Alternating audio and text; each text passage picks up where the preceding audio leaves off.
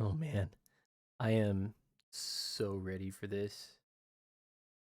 After delay and delay and long delay, and then hey, it's shipping, and then oh no, there's a shipping delay, and then a long shipping delay, and then we're moving it up, and then we're delaying again, and then oh by the way, it's shipping out.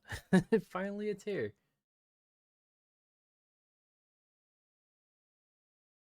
Uh, we we finally get to play Metroid Prime Remastered. I'm so happy. So happy. Fucking game.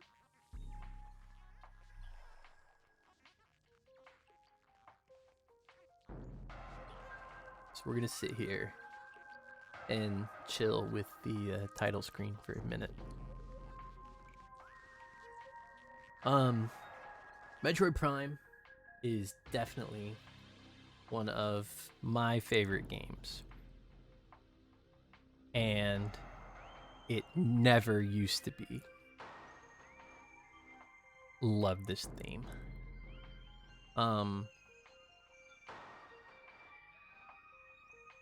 When Metroid Prime first came out, I rented it. I knew nothing really about Metroid other than some of like tangential stuff from Samus being in Super Smash Brothers and some of the other games that had featured Samus from the Metroid series. That was really like my very, very surface level knowledge. When I rented this game, I got,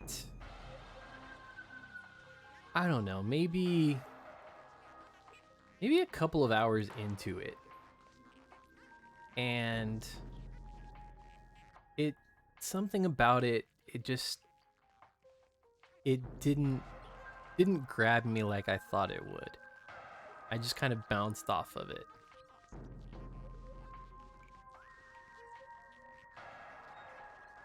At some point, I got hold of Metroid Fusion, and I played through that. For whatever reason, I really, really enjoyed Metroid Fusion. When I learned about the link between not really like there was like a reward link. I learned that there was a reward link between Metroid Fusion and Metroid Prime. But the way I played Metroid Fusion was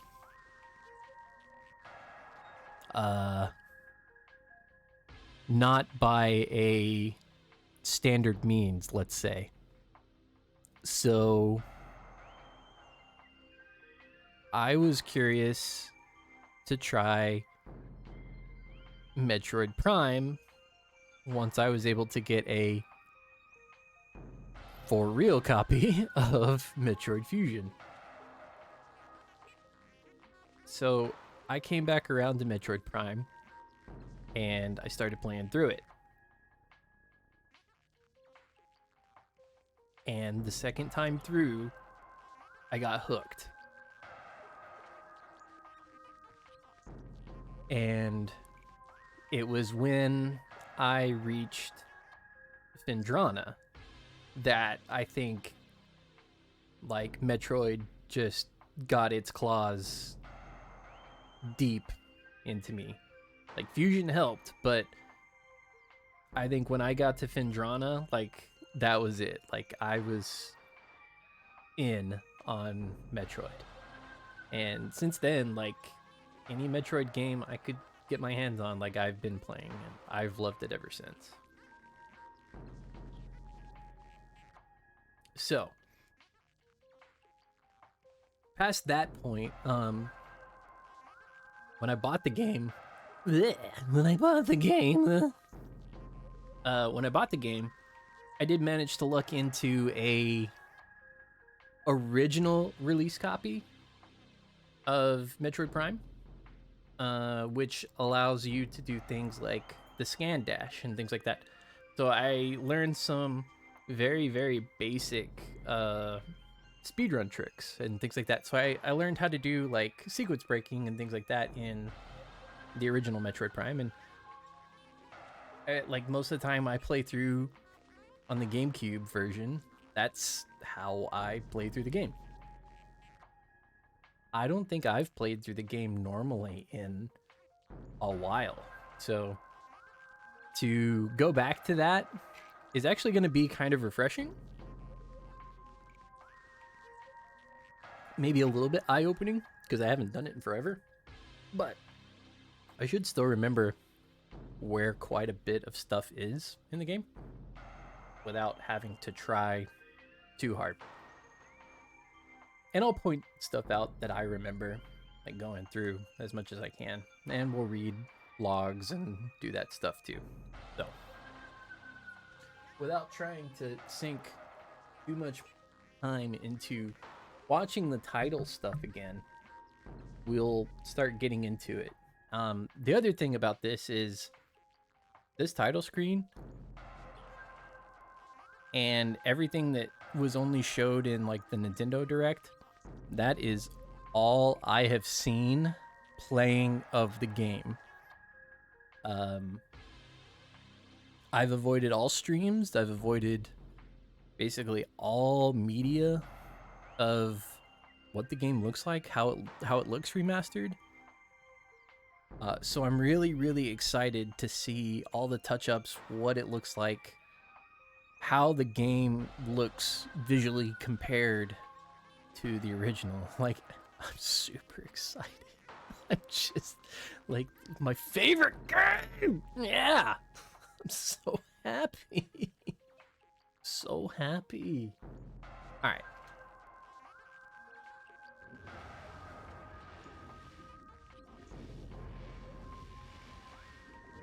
I love this freaking screen. What is in extras? What did they include?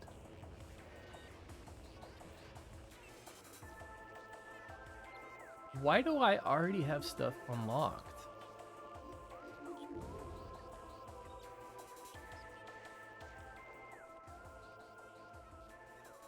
You just start with things unlocked? It's weird that you just start. Why do you just start with stuff? Just basic. Okay.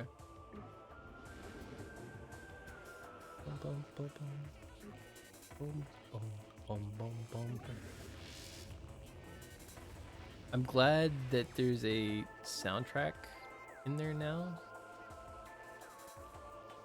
As I don't think there was ever a soundtrack gallery in there before.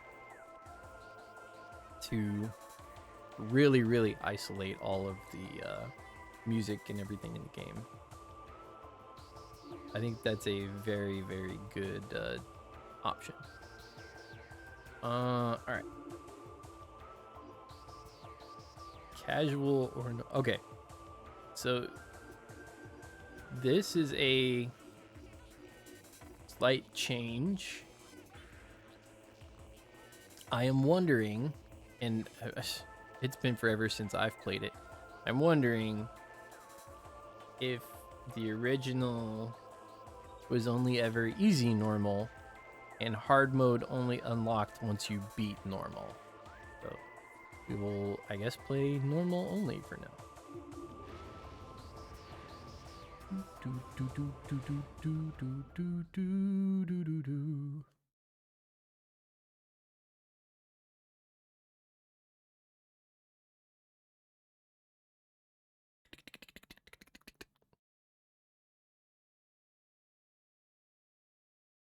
This intro has changed though. It used to be like full black screen with just the text, not not a whole lot of like the planet and stuff.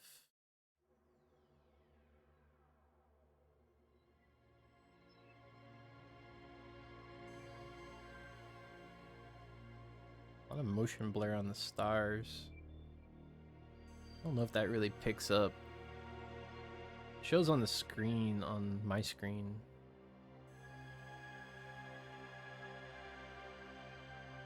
But man, the detail on the planet and all of like the meteors and asteroids and stuff, like so good. All the deep, like all the crevices in the ship and the texture work and just chef's kiss, like amazing. So good.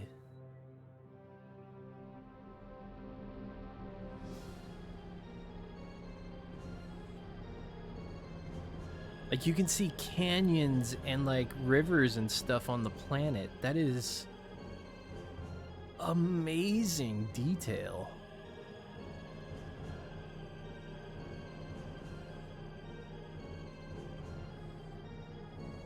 Her ship looks real clean too.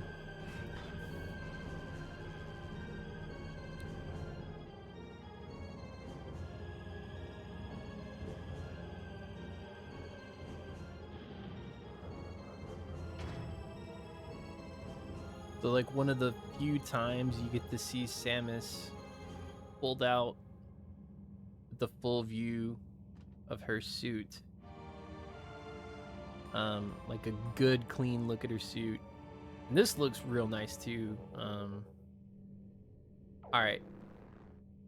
So one of the good differences here is that this is now a twin stick shooter and didn't have that on the GameCube. Obviously you have ZL to lock and you had the hard L to lock on the GameCube. But you didn't have the right stick to free aim. You had to hold the R button down, which now is just a shoot.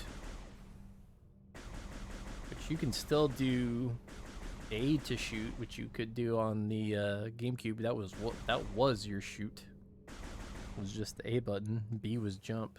So it's more like a Mega Man control scheme. But this was like your general layout scheme. This is how you fought. And it worked. It was freaking good. But now with this like free aim, might take like it might make it a little bit different, but like if you can like free aim and like more easily pick out your target, like that's more simplified. I thought the combat or not I thought the scan visor was on the left. Force field activation switches are now online. Okay.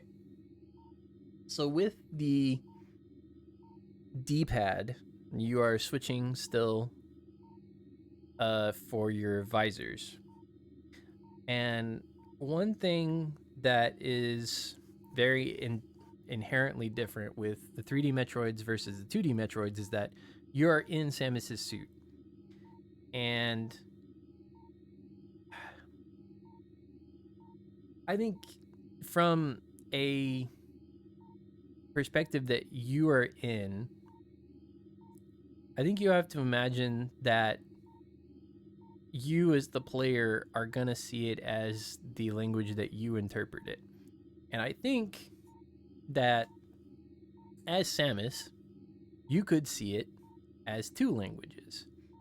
And I don't think it's ever been defined what the readout in her combat visor actually is.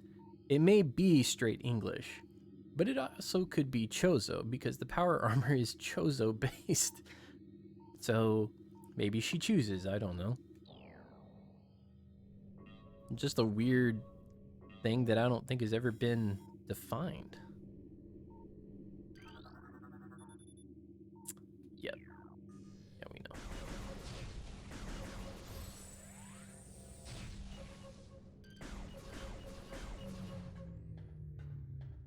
morph ball? I don't.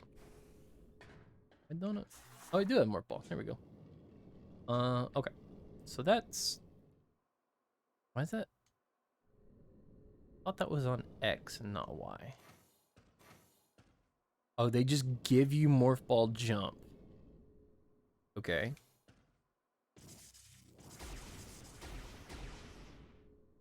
Can you do?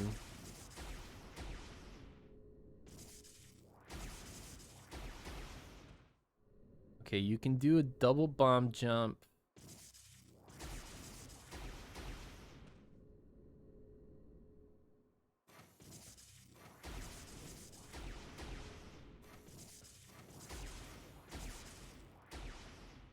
Can you do like a...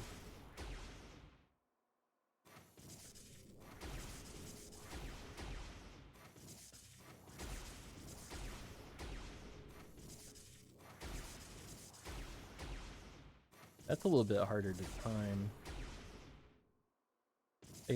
Like the double bomb jump from here, like that one's not too bad. But doing like a jump, double bomb jump, that one's a little harder.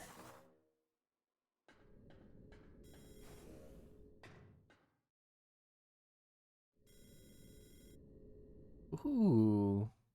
You can see more of like the trails going in on the door. That's a nice touch. Ooh. I like that.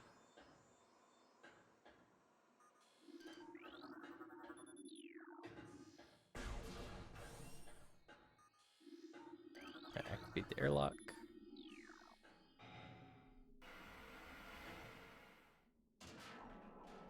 That mist filter.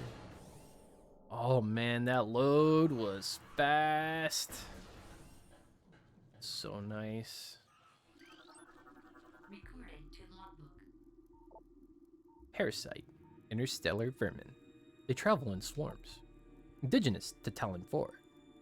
A single parasite is harmless to larger life forms. However, they tend to travel in large groups, swarming over potential prey.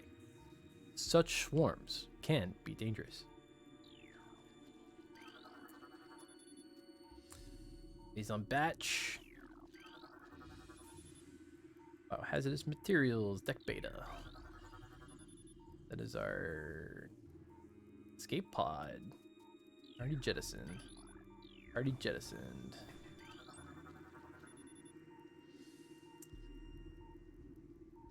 So this is a little bit of some foreshadowing of a monster.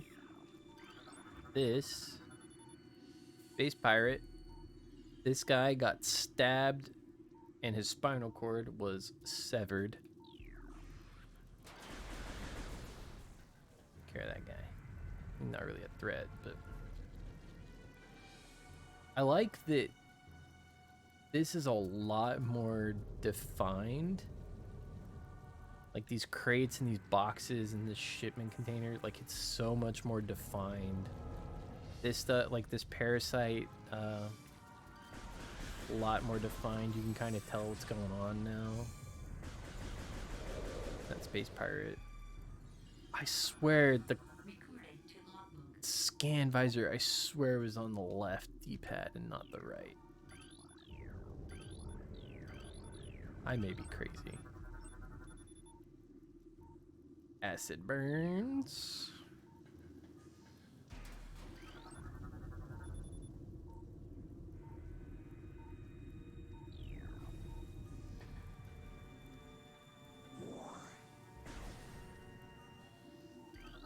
And more phase on. Yes.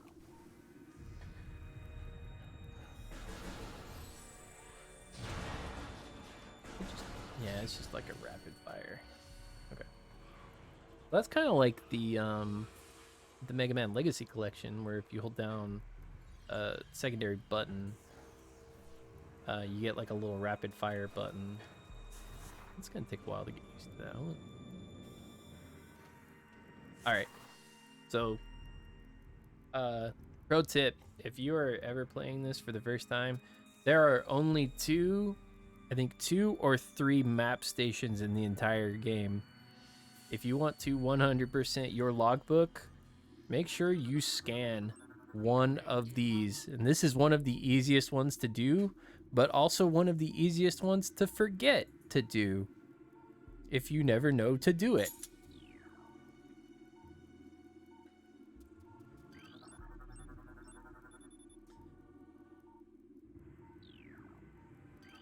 It's crater radiation. This is the landing frigate that is next to the crater. Parasitic infestation has been detected in the ventilation systems of Gamma and Beta decks. 2 parasite queen specimens have become volatile on deck Beta. I believe one of them was out there on the deck that we just, or the room that we just left. Dead. Bum bum bum bum bum bum bum bum. So the other thing that probably revolutionized, it's big word and big praise for this game, but revolutionized, I would say games and 3D maps is this game and how it approached 3D maps and just maps in general to show you the area. And just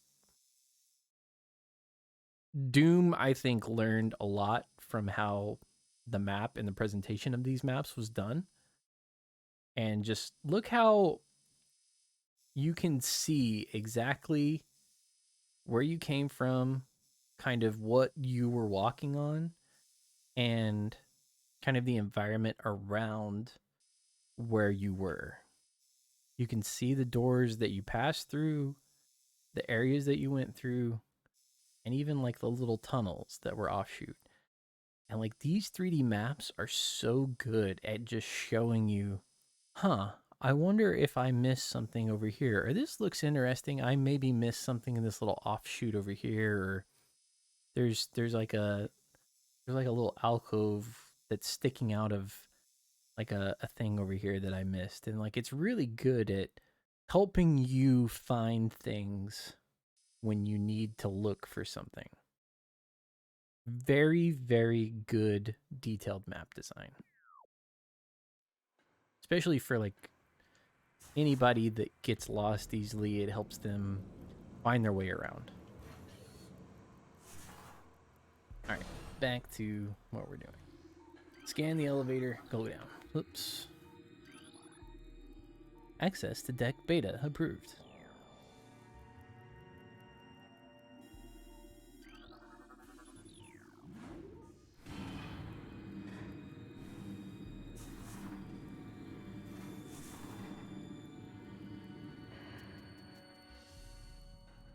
And then the little mini map one over there in the corner, that one's real good too. Oh no, it took damage.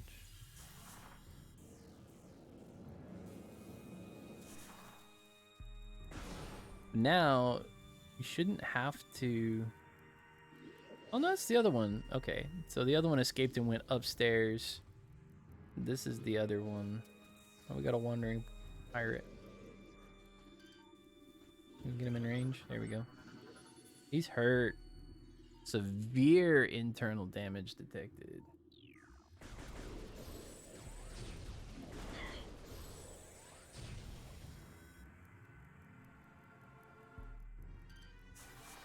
Oops.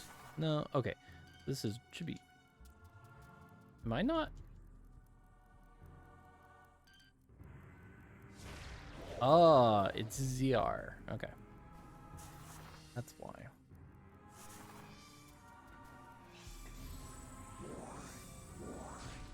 Oop, pardon me, in just a moment.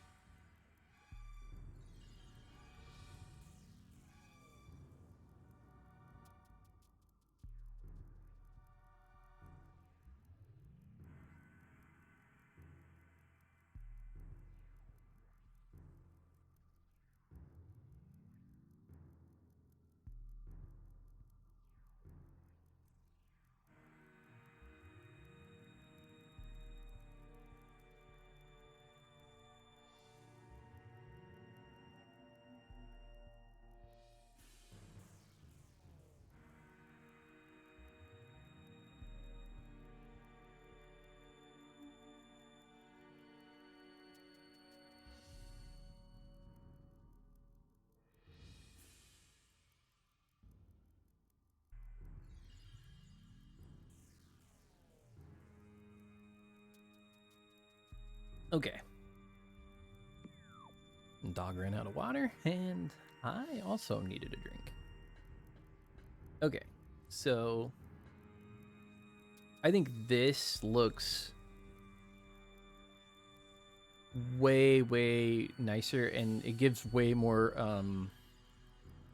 foreboding, like what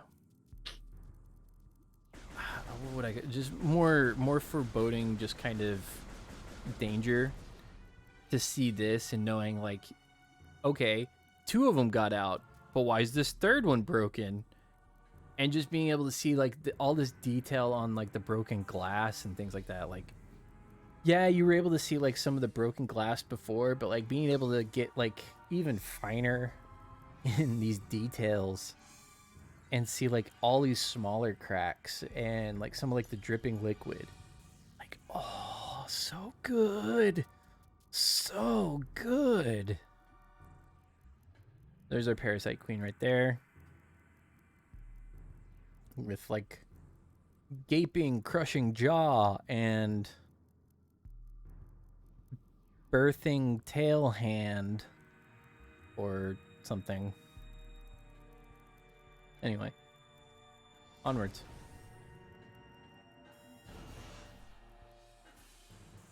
Oh, we got a turret. I believe these turrets are also ones that you need to like scan before you kill them.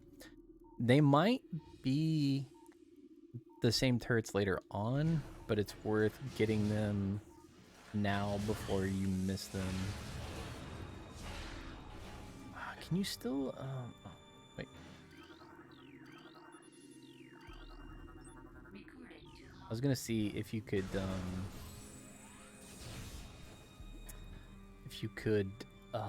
what is it called? Missile pump? I think that's what it was called. It's where you were able to like cycle missiles by resetting the end of her gun by like tapping the shoot button in between missile fires. Pardon me. Phazon Infusion Stage 1. Parasite Larva Diagnostic Mass 1.2. Length 0.5. Cell structure stable. So, Space Pirate Experimentation. Phazon Infusion Stage 2. Introducing mutagen into tank. Phazon Batch 0732.C. Status complete.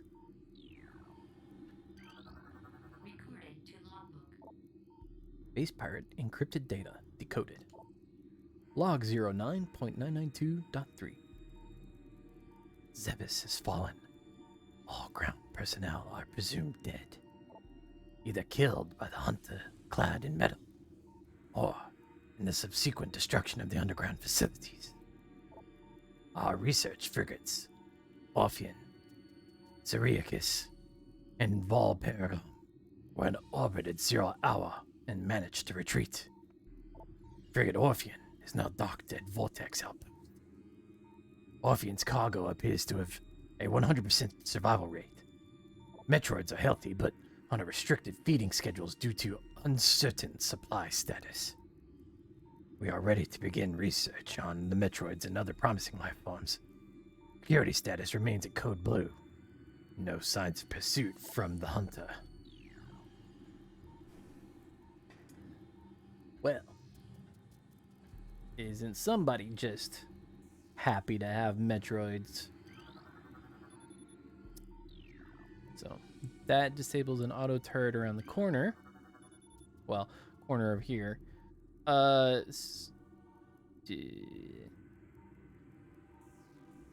status stable.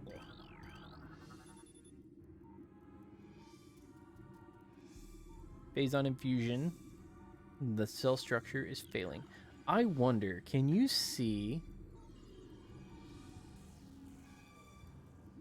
So you can see way more detail on these screens now.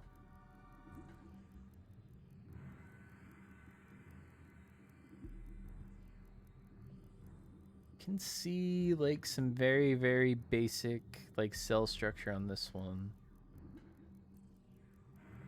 You can see the parasite on this one. I wonder what this one's got. Same parasite, same stuff. Okay, so same retexture stuff. This though, this is like a slightly larger parasite. So this may be one of the ones they're talking about. This is a fly. It's the turret that we disabled. What do we got? Cell structure failing. Badge 0732.c does not match DNA. Terminating infusion sequence. I believe there's a space pirate like walking around upstairs. Infusion analysis 10.2. Specimens exhibit incredible strength and body mass increase when exposed to Phazon batch 0732.c. Fusion analysis 12.5. Phazon batch 003.h increases the acid production in the saliva ducts of parasite larvae.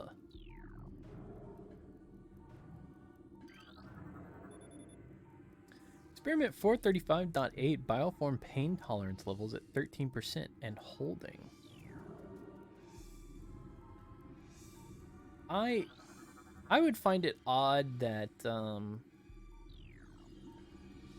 like the Phazon batches that they come up with are somehow different from one another. To me, that doesn't quite make a whole lot of sense, I guess. Like, I feel like Phazon overall... Oops. It just seems like Phazon is Phazon. Like, this is going to take some getting used to. Phazon overall seems like it doesn't change. Like, one batch is the same as any other batch, but somehow it's somewhat different.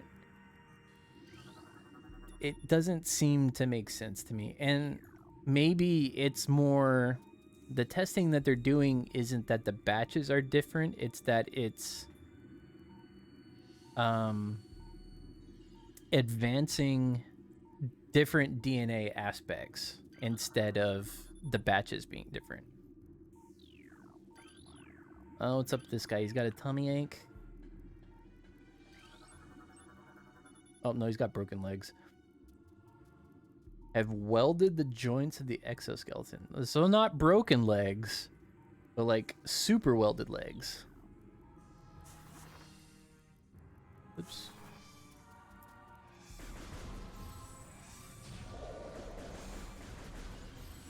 I do like this effect too. Flashes of light, where you're able to see Samus's eyes in the visor. Always like one of the cooler effects in this game. Oh yeah, we need to scan this row of stuff here. Zoomer!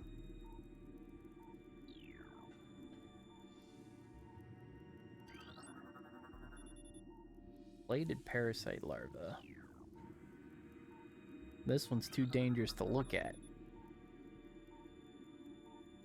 Toxic hermetic seal holding. War wasp. Yep. Another war wasp.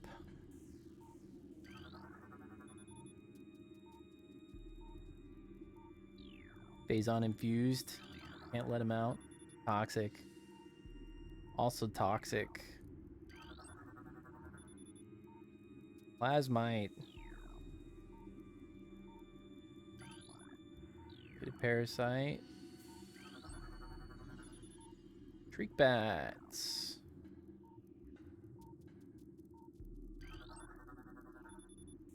Parasite larva. Other Ice Shriek Bat.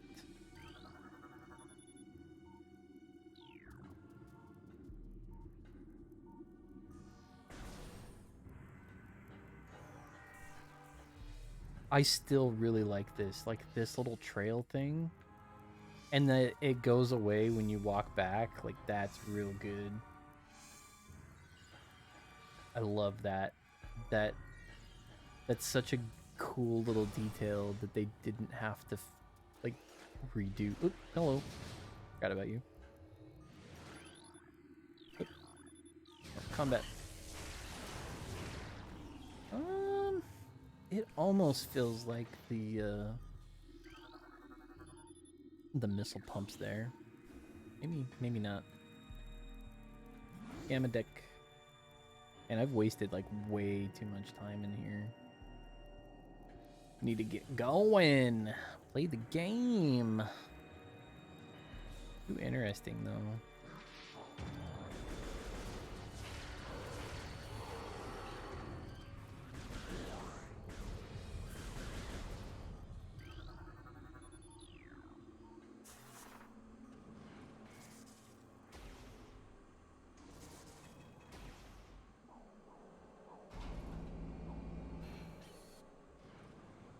Should be 2 more turrets.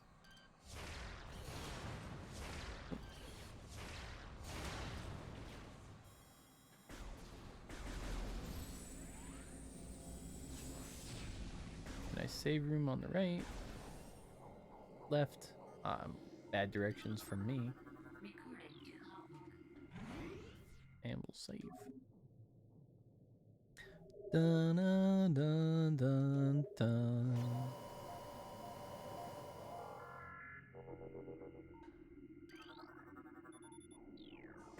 Reactor core. We're looking for cranial trauma. Oh. We need to activate. There it is. This. Insert the morph ball. Unlock. And go fight a parasite queen.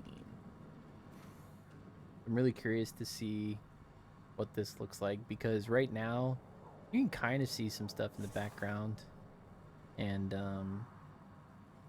already that looks way different. Like you can see that force field right there, which was more like polygons and stuff. In this you can see that tracking wave that goes down.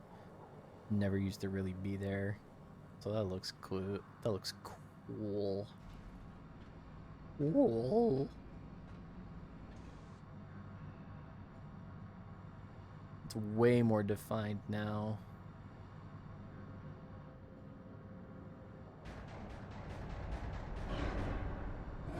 Oh man. So much more detail. Oh my god. So much more detail to it. Wow.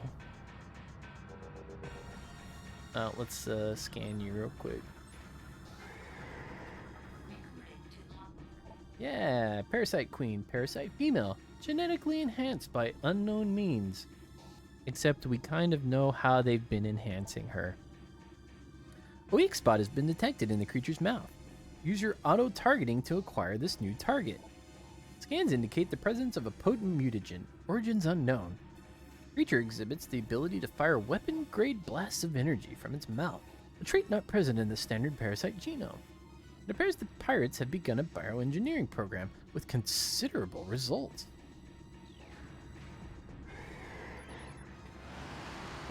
Back to whoop.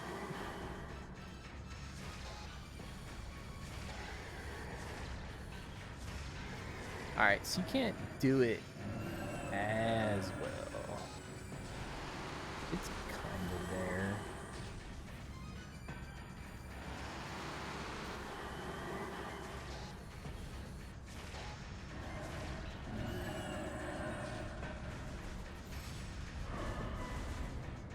And she's dead.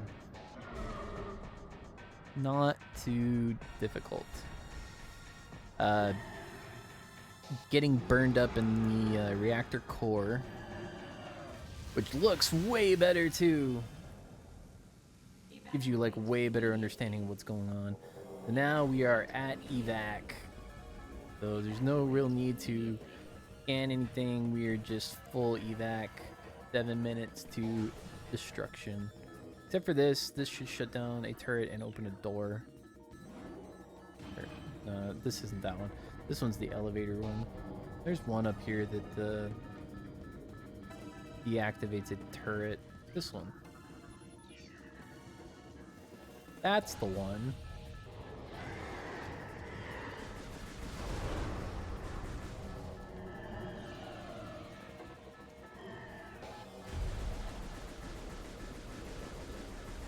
Die.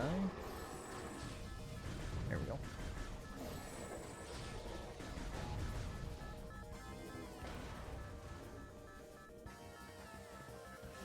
Wouldn't have been so bad if I hadn't run out of missiles.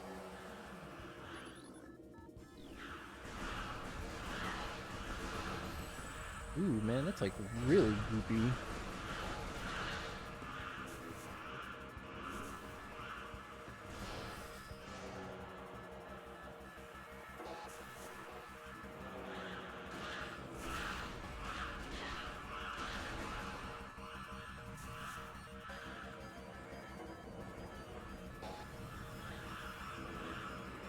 That's so much nicer to get down these tunnels with just having the jump like that. Way better.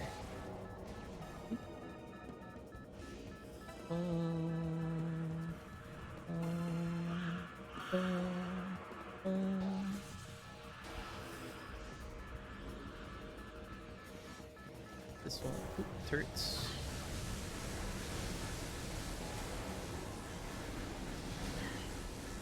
I'm not too worried about damage, but we could use the missiles. Even though they don't really matter right now.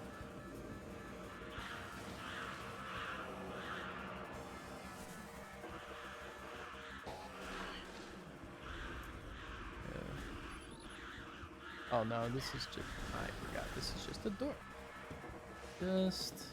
Sometimes, it's just a door.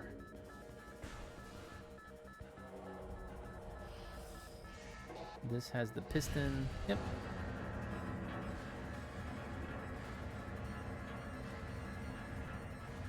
Is it on the right?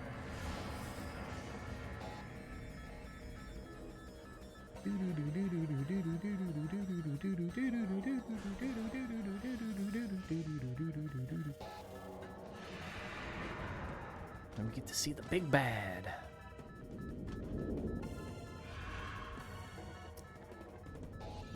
Oh man, he looks so good. He looks amazing. Bye, Ridley. I'll see you later, man.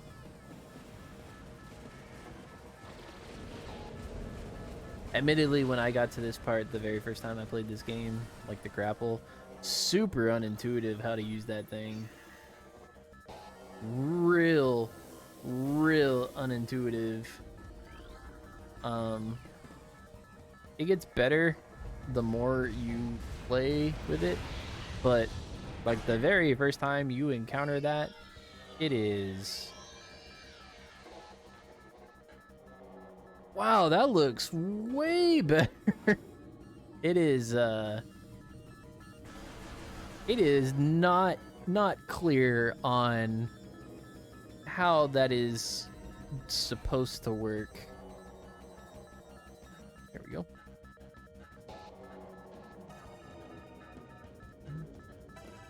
That is way easier to do with a dual stick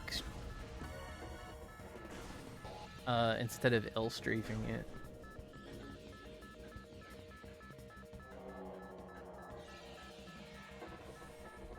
That load is amazingly fast. And we've done it! We've escaped. And so is Ridley. But where should we go?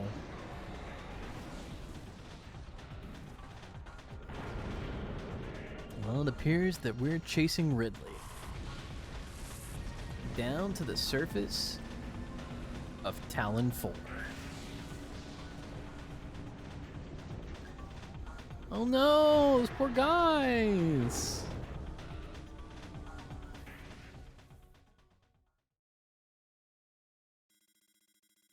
Tracking on enemy target has been lost. Ground-based recon required. Beginning landing sequence.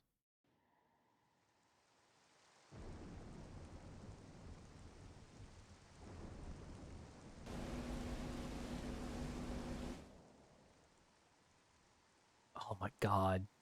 They spent so much time on those leaves. Oh, the fauna! Oh man.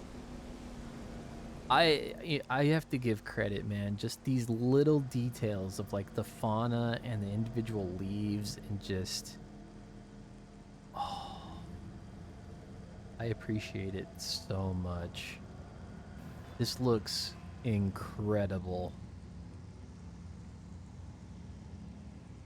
This area. Oh, thank you, game. Yes, I do want to save. This area, this opening area, right? This looks amazing. No lie. This looks amazing. I love it. Like there's a nice like dark cloud and like a fade to fog with like the waterfall. It's so good. It's so good. So right here in the GameCube game, you used to be able to lock onto this guy, and right here, that little ledge is where you used to be able to, from the back of Samus's ship right here, do a scan dash to like get stuff early. Now, if I'm not mistaken, I'm assuming that they fixed this.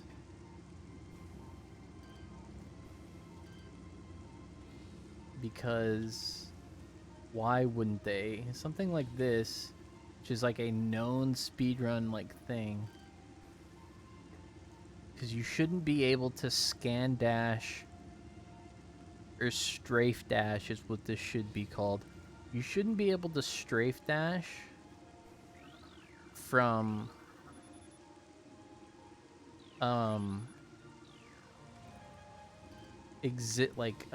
non-combative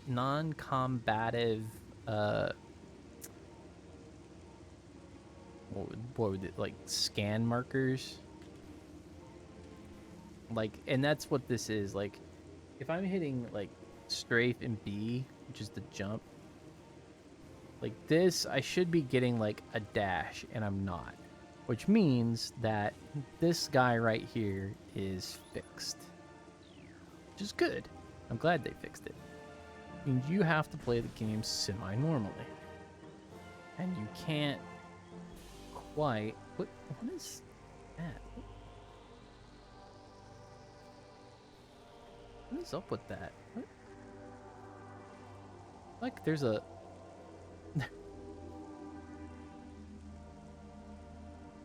unless it's like her left shoulder like rubbing on something right there. What is that? I bet that's what that is. That's like her, yeah. It's weird. That's like her hitbox like rubbing on the rock right there. Huh. I believe this is... I can get this one. Oh no, I can't. I don't have the morph ball. Ha ha ha.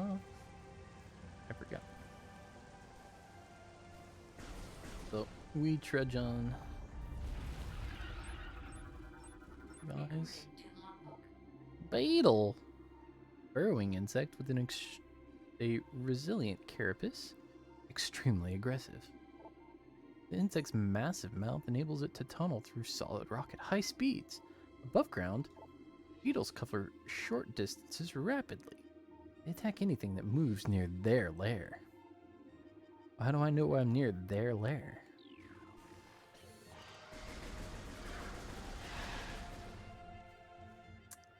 There shouldn't be anything in this room.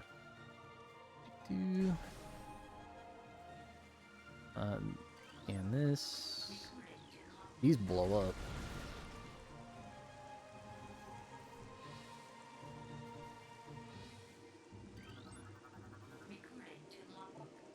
Glass caps.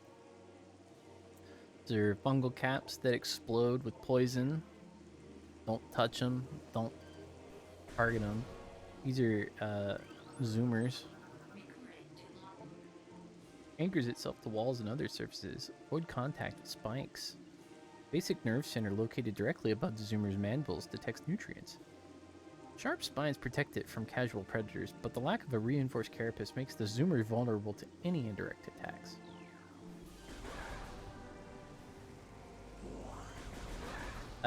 Anyway, going this way is a mistake. There's really nothing that you can get to up this way. The beetles. We have no charge beam. That is a Geemer? Yeah, Geemer. The Geemer is the offshoot of the Zoomer. It threatens to extends, buries its head deep in the armored carapace.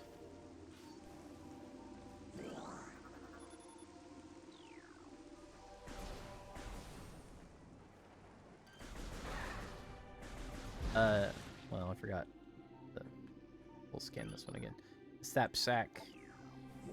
Sap sacks are kind of cool because there's enough of them lighting up the way. You can just blow up a bunch of them. They'll get rid of all this stuff in the area.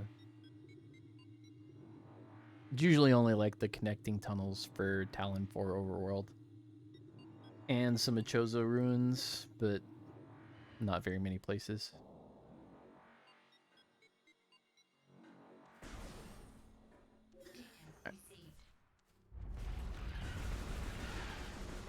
Seismic activity? I mean, we don't want to read this Chozo lore?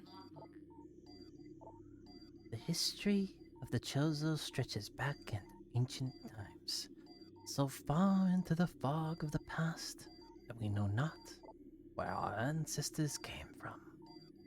One thing is clear, however. The Chozo who colonized Talon 4 made a conscious choice to eschew a civilization of advanced technology. We Chozo chose to live in harmony with nature, guided by the providence of the universe. We believe we will spend peaceful days here, and plan to leave our words from time to time.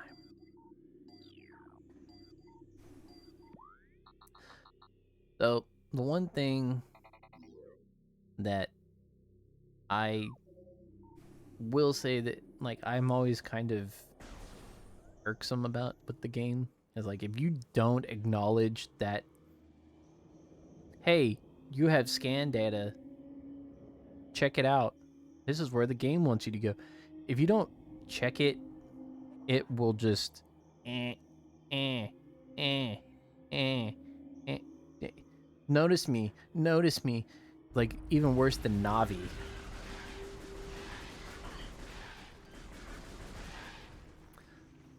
Can't go that way. That needs missiles. There's stuff behind me. Can't go that way. There's a missile upgraded there. Can't get that because you need at least a double jump or the boost ball. Can't go. We need to go this way.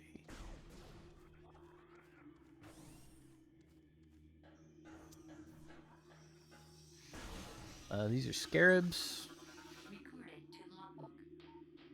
Exploiting parasites to embed their bodies into solid rock.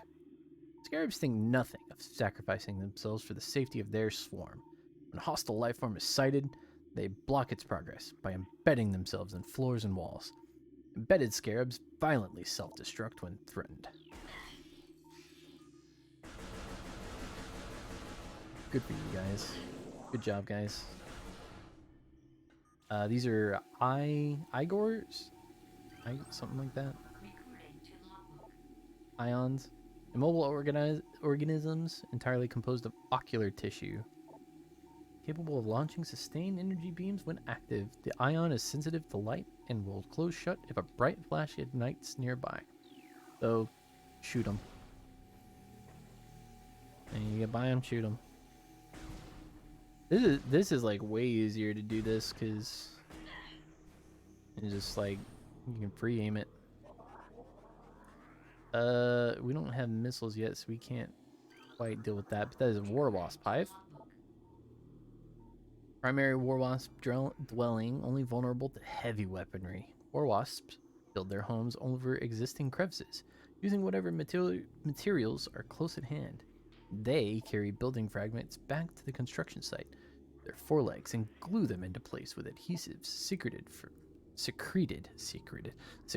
from their abdomens. This is another Chozo lore.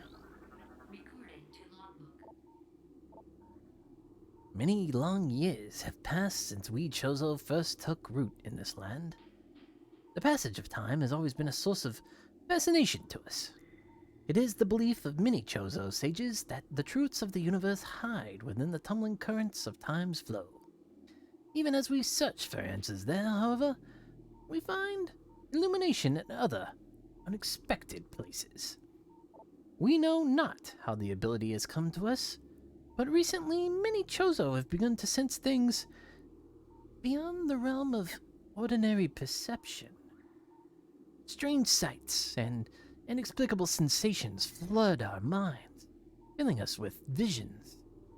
We take this growing ability to be a sign of our burgeoning harmonization with the infinite. Perhaps, finally, the universe's secrets are becoming known to us.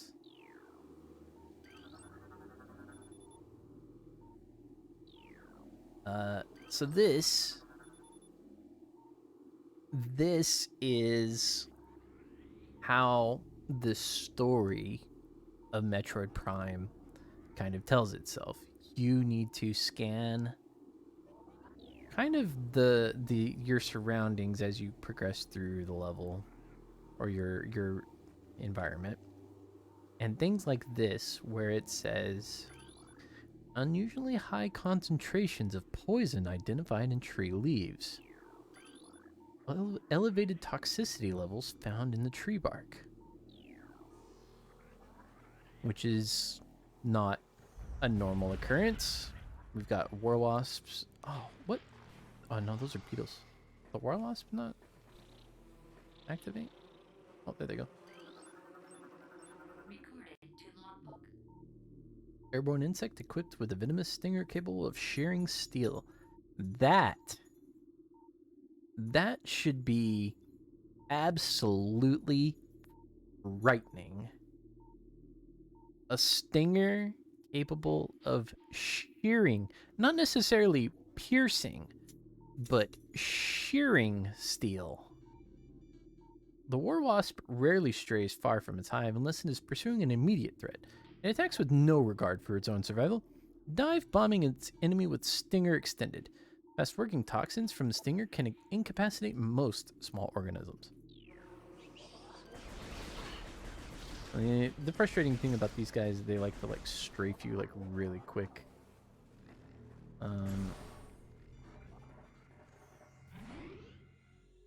Good quick save spot.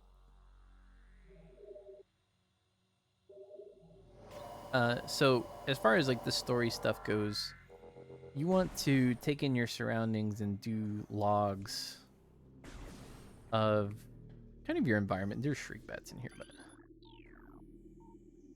there's usually shriek bats in here. Maybe it's the other one. It's the other long hallway that looks like this.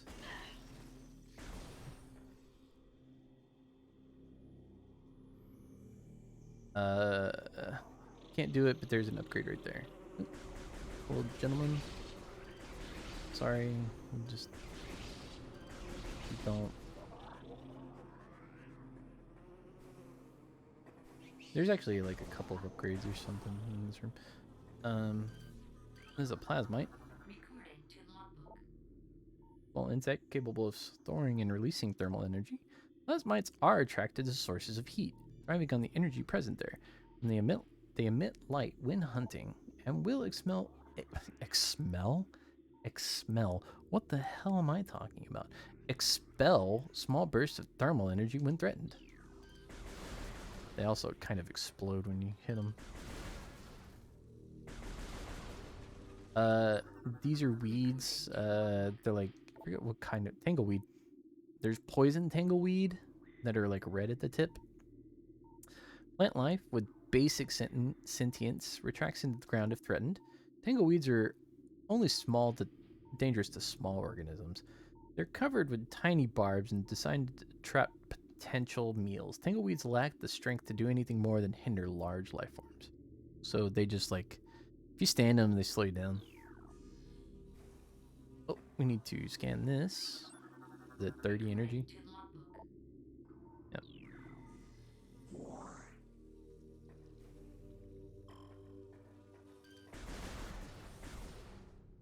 And here's our boss fight. Because we need this stuff to continue. We need that grade. As it fills the arena with poison water.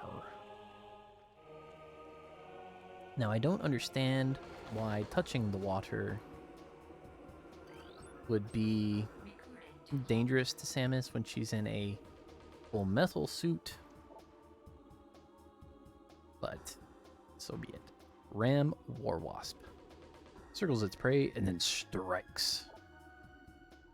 War Wasps are the only species on Talon 4 to evolve a true hive mind. Nesting in damp, dark places, the Ram War Wasps emerge in small groups when threatened and circle their enemy at high speeds, disorienting it. Striking from all sides as a single intelligence, they can fell huge organisms. So it's crazy that you have War Wasps and then you have Ram War Wasps. If War Wasps are independent and the Ram War Wasps are a hive mind that evolved off of it, what was the need for the evolution of the Ram War Wasp?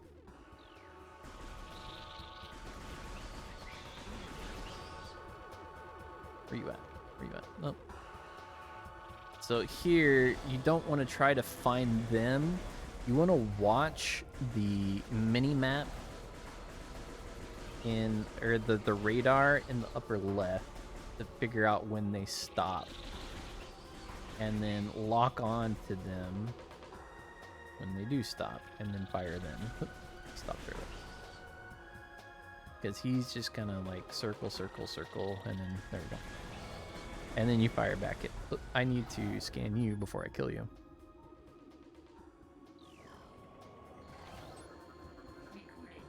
There we go. Nearly forgot about that one. Hive Mecha. Security unit programmed to work with predatory hive dwellers. Design flaw makes the shielding on Hive Mecha weak around their access ports.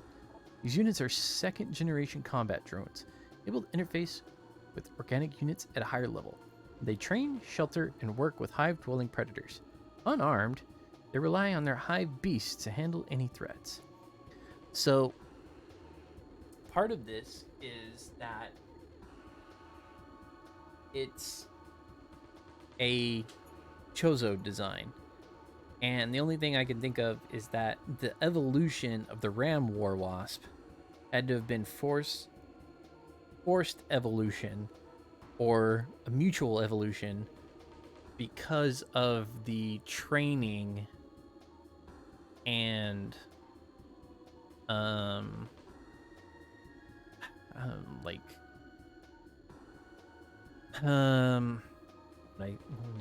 training and handling that they've received from like these Hive Mecha units through the Chozo. I guess that would be my understanding. We got hit by one.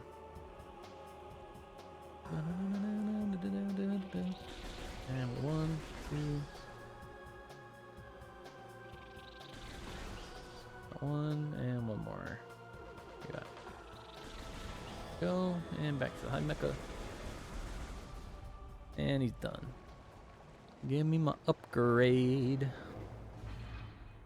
My missile launcher.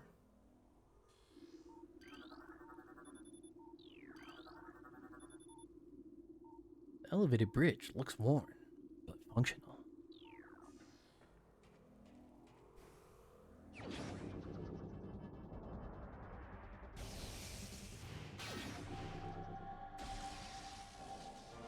Bum bum bum bum bum bum bum bum bum bum bum.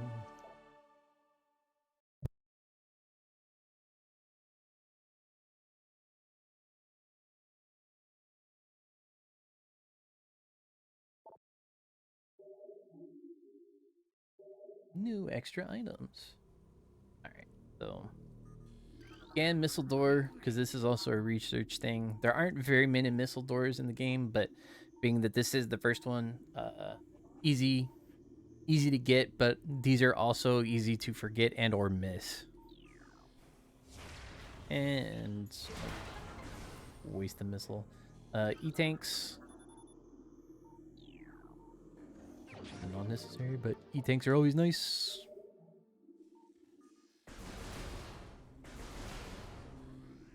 That's a big missile. That is a 15 missile. So that's super lucky. Why is there even a 15 missile here? There's really no reason for that to even be there.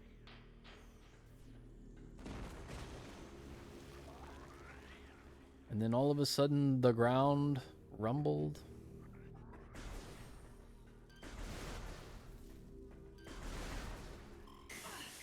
Ow. The water. The water jumped up and attacked me with its poison grasp. So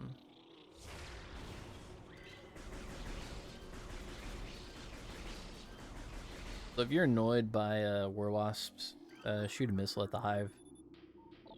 That gets rid of them. Oop, shoot. Fell off early. Get rid of those. This should just take a concussive blast because this is sandstone. Yep. Early missile upgrades.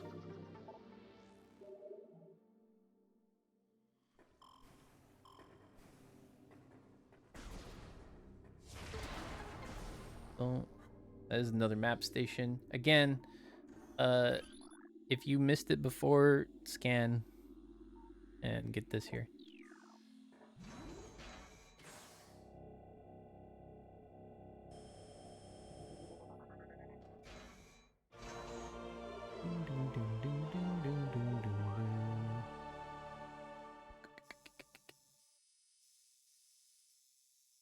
Let's see. Now that I have missiles, where does it want me to go? It wants me to go back the way I came, pretty sure. Not through transport access, because I can't get up there. Because you need the morph ball. You want to go back out to here. It wants you to go here, I think. Or no. It wants you to go. You don't have morph ball access. It wants you to go this way, I believe. Because that's up to Flagra. I think it's this way. You can only go up to like here, grab something, and then you have to backtrack because you need the spider ball to get up there. This is a whole other thing. I remember too much about the game. We'll figure it out. It's gonna send me a warning anyway. Hey, you need to come back to blah blah blah. There's an upgrade in there, by the way.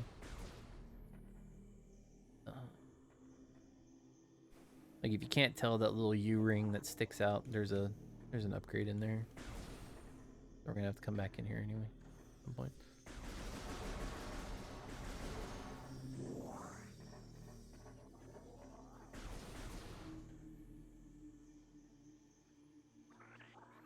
We can't get that one because we need morph ball bombs and the morph ball.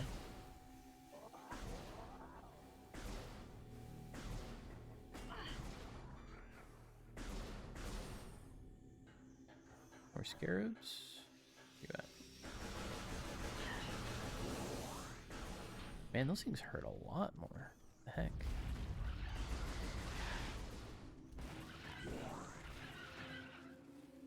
Do not believe that I can go down. I don't think I can go. Yeah, there's nothing I can do over there. That one requires the morph ball and or the boost ball. So there's nothing I can do over there right now. Unless it wants me to go over there to fight for... No, it shouldn't. I don't remember. Shouldn't have to go over there for anything. I gotta go up and around here. Up. Ba-dum, ba-dum, ba-da-ba. You can see how much I like really like forget about some of the early game when I just get the space jump boots super early in the GameCube version, and oh yeah, I do have to go over there because you need the morph ball to get in right there. When you get the space jump boots early and just skip that part, or skip parts like that most of the time, and you skip things like collection of certain things, like this fight, I don't even like do it most of the time. I think I so this fight, because I usually have the space jump boots, you can mostly not even touch the ground and trigger the fight. You can just jump over, grab the morph ball bomb, and then jump out of the fight. Like, that's how it usually ends up going. You can just jump over the wall, grab it, get out, and just leave.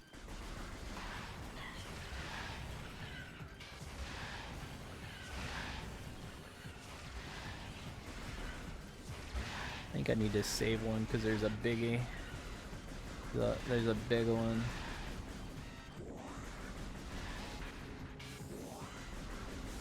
Oh, no, they gave me some.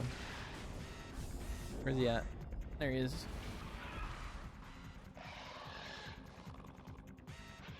Oh no, it's a big one. Bum, bum, bum, bum, bum, bum. Ow. The hell is your problem, man? Vulnerable only in the rear. The cranial plating repels frontal attacks. This gives you an advantage in giving it an advantage in combat, allowing it to make the ramming attack. Only servicing when it detects vibrations above. It then maneuvers itself so as to always face its rival, keeping its exposed abdomen protected. Good for it.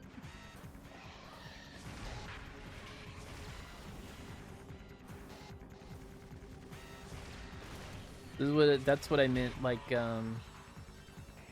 this right here, you can see me strafing and dashing at the same time. I think that's what they did. They made sure that you're only able to do that in combat and not able to do that outside on your ship anymore.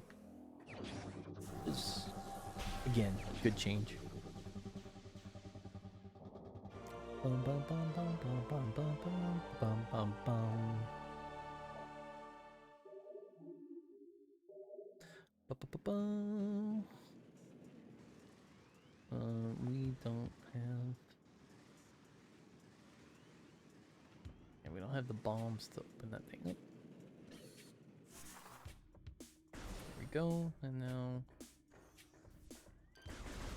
Scarabs. Get around scarabs. Surprise, man. Those scarabs do way more damage than I really remember. Ignore all of these guys. Oh.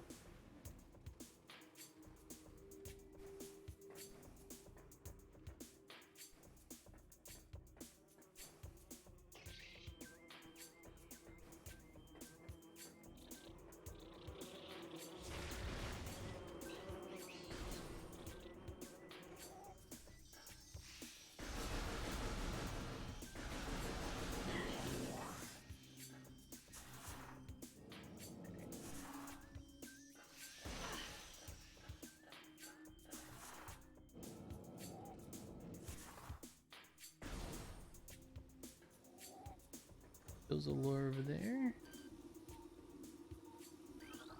There we go.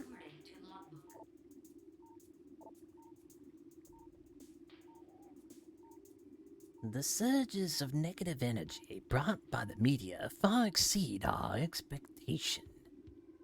We Chozo have yet to find a way to rid ourselves of the great poison. All we can do now is seal it away and wait for the day when a power to purify the poison appears.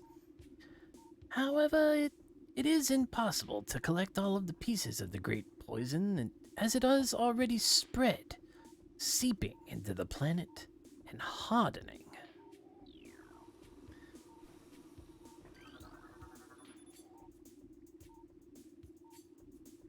Toxin levels are high. So the Chozo are talking about a great poison. And I think what would lead you to believe is that they're talking about the poison in the area. Shriek bat.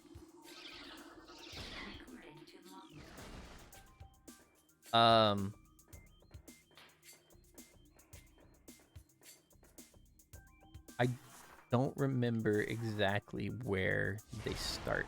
Actually, I do. I don't know if I can get to it or not right now. I think I need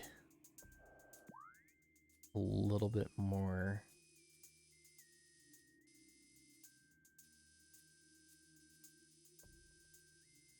Can't go that way. I need the bombs to be able to do some stuff over there. Okay.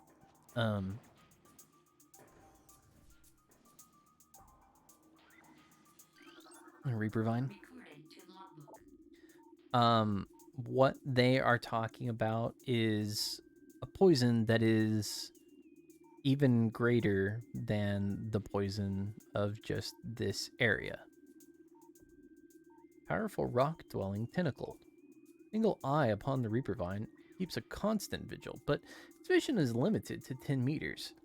A scythe-like appendage on the tip is honed to lethal sharpness.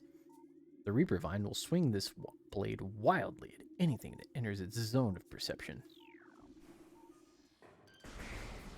And if you hit it in the eye, it's just kind of like, why?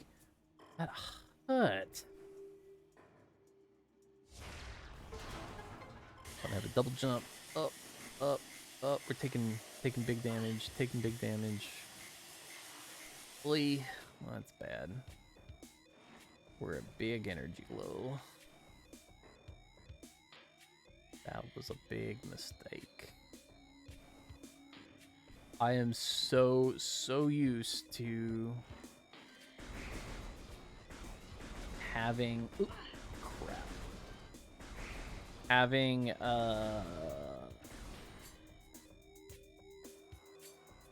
the double jump. That okay, we're kind of okay. I do have to be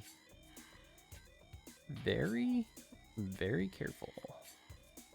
There they are. Okay, that takes care of those guys. I should be able to get in here, no problem. There we go. Okay, we're good.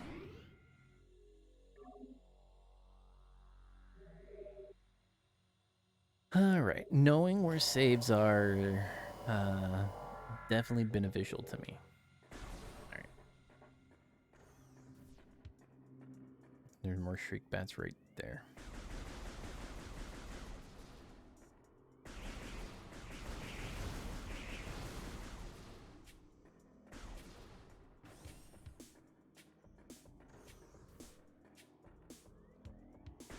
Here, there's a sandstone thing right here.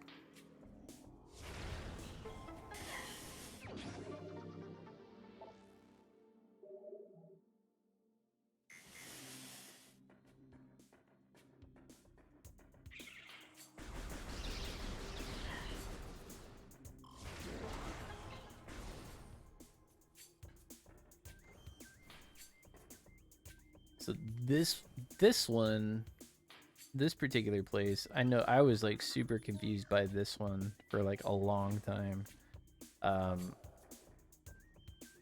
This one's kind of a puzzle room. You have to go around and find all of the runic symbols in this room.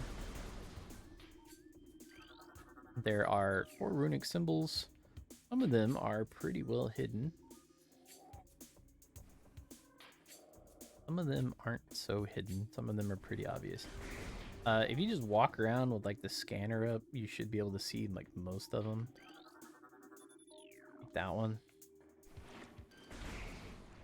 And then the last one is like, oh yeah, it's just right there. There we go. Done. Then you just scan the last one on the door and it opens. Gates unlocked. Come on in. Then you end up grabbing your morph bombs, which is what this is. Just a weird symbol for the morph bomb. Oh no, this is a charge beam. You get your charge beam, and all of the ions open up, and they go crazy. But let's read the Chosen lore first. Disaster struck suddenly. We had a vague, dark foreboding, and it became truth.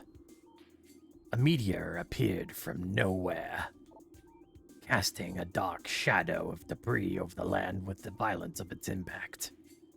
Its destructive force spent. The fallen star burned itself out rapidly, and the incident should have faded into memory.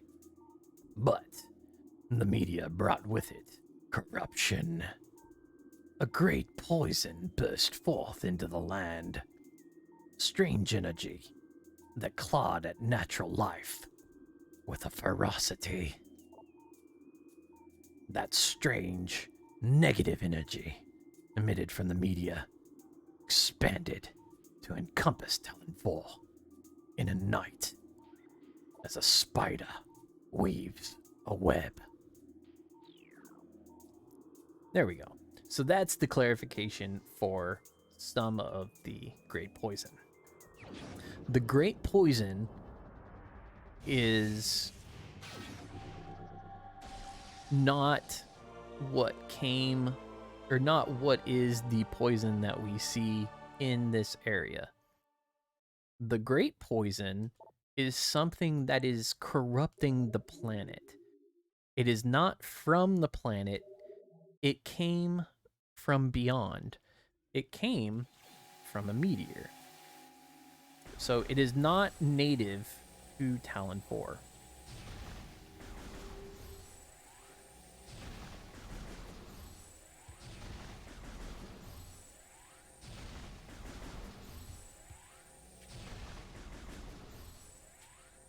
And I believe at the end of the 3rd game, they do... I want to say, like, you do find out where it comes from. And it's... I mean, it's covered. But, like, to get to that point, like, it's like if you're at the end of like the third game, right? Like you're in there.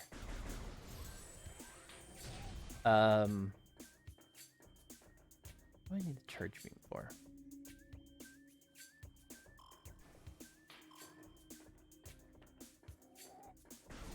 I want to say it came as an offshoot of its own planet.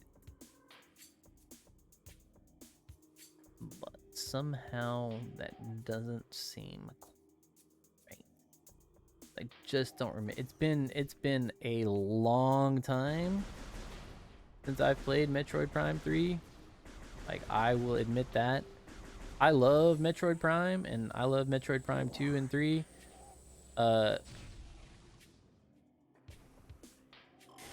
They desperately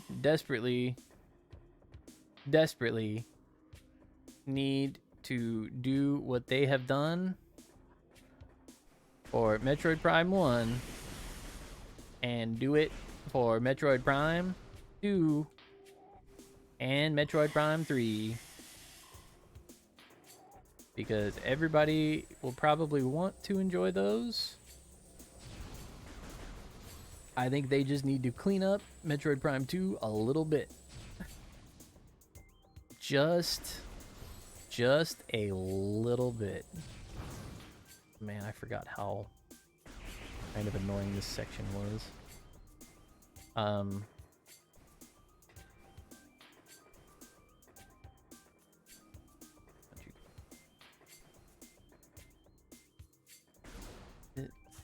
Necessary? Ah, what was that, Samus?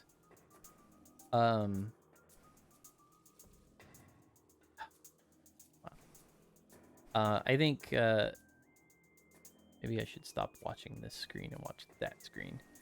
I think Metroid Prime 2 is a fantastic game too. I just don't remember diddly about Metroid Prime 2. I will be completely honest about that fact. There's shriek bats in this one. There's clean water in this one. So despite poison water existing in many places, there does exist in some areas some clean water. What is this one called? The East Atrium. So some clean water does still exist.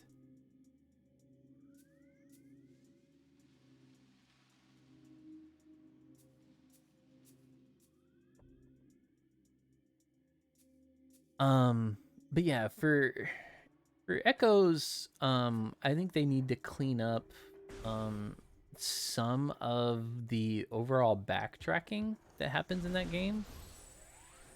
I think it's a fantastic game, but man, they're like, there's Castlevania games that have backtracking, but have less backtracking than that game. I'll be completely honest. There are many sections that you really shouldn't need to do some of the backtracking that you do, but you end up doing it. It is quite a chore, some of those, especially some of those keys, man. Some of those ing keys. Ooh. Those hidden cache keys, those are rough. There's a ton of shriek bats in here.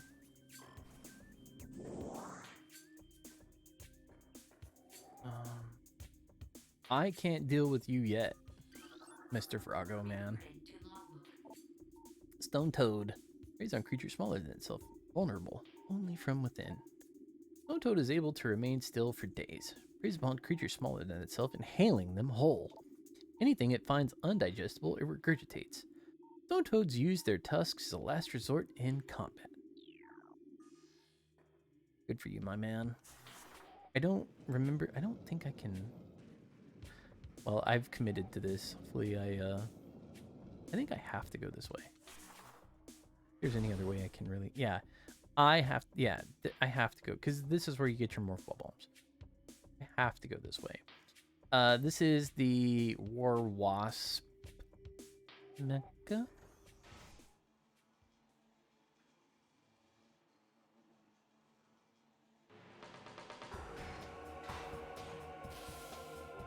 This is such a goofy fight. Incinerator drone. Program for high temperature waste disposal. Device schematics indicate a high risk of malfunction when internal power core is damaged. Unit has minimal combat programming, but can defend itself if necessary.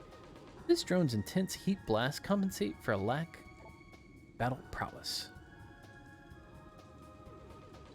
So right above it, primary barbed war wasp dwelling. Extremely durable war wasp hive. Can only be destroyed by direct exposure to fire from below. As we can see what we're dealing with here. So we're waiting for this guy right here to open up.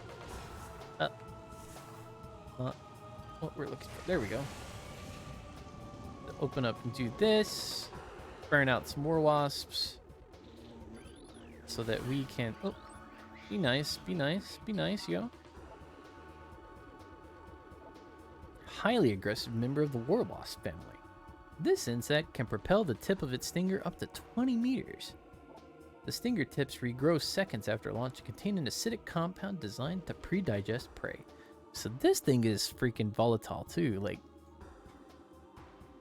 just having like a projectile stinger that regrows within seconds. Like, wow, evolution has gone crazy with wasps for no reason on this planet.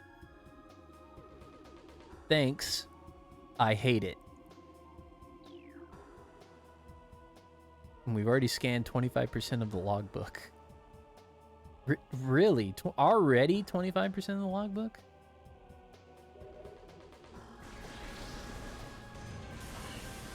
That's surprising.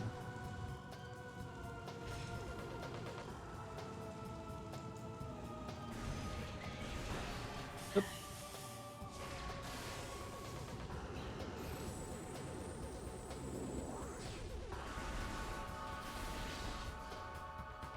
Better move. Oh, we took a hit. Oh no.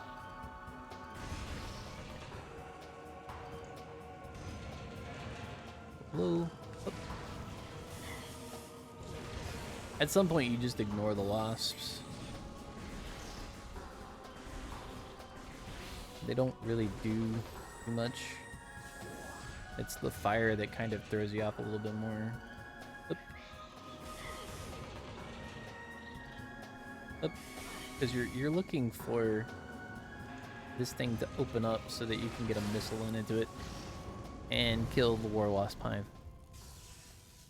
Because it just kills the wasps immediately after, and then hey, you're done. What's weird here is that this thing has, or was powered by the morph ball bombs, which are concussive based and not fire based. Or like electric based, electric concussive.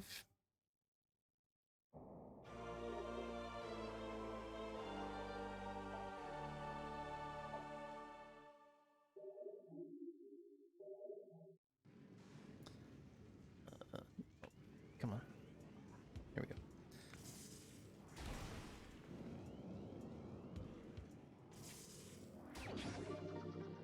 Did it just give me the morph ball jump, or do I have to find that?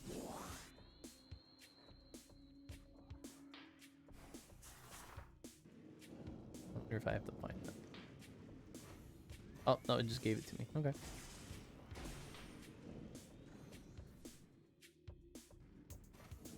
Good to know. That alone is a nice, helpful thing, especially with these little jumps and stuff. Like those are like kind of tough to get coming back through. Like, those are legitimately kind of tough.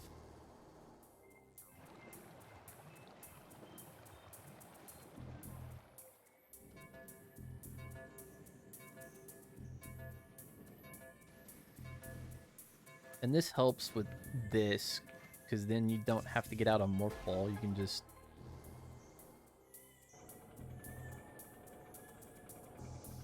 easily do some of these puzzles.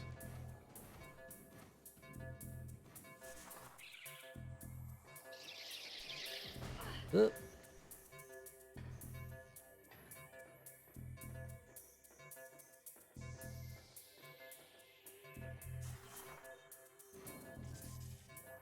That is like legitimately one of the easiest times I have ever had, ever, ever had with this like puzzle slash timed event thing. Because I didn't have to switch out of morph ball mode on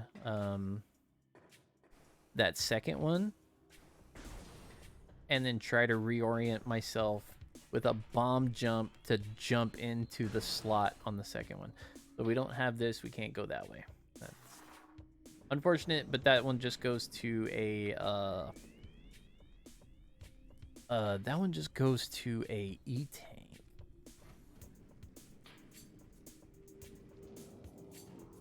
Or this one does. Oops. My bad. This one goes to an E-tank. I knew there was an E-tank in here somewhere.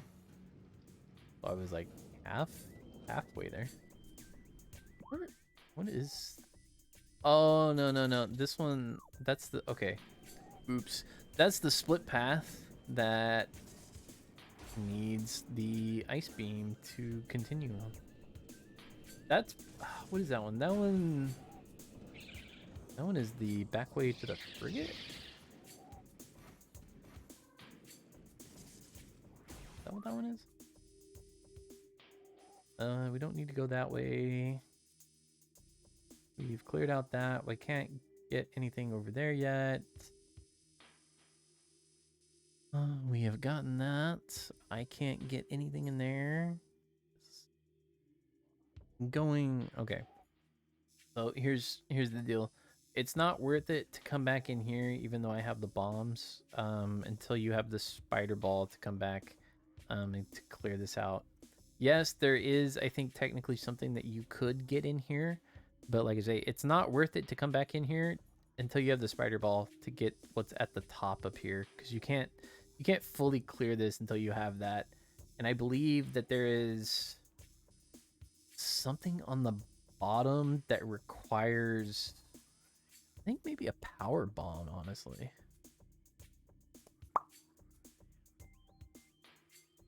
Don't hold me to that. You need something a little bit more beefy to finish out this one anyway. So it's not worth it to come back here early to finish that one out. Anyway. Many people probably don't recognize that this is a little shortcut under it. So you don't have to go through the top of the Igors. Or, you calling them Igors? Ions? Why do I call them Igor?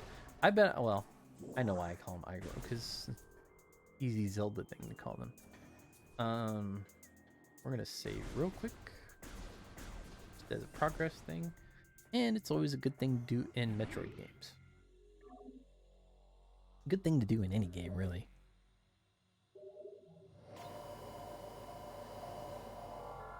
I do like the new little save effects with the beams coming up from the bottom. That's a nice little touch. Okay.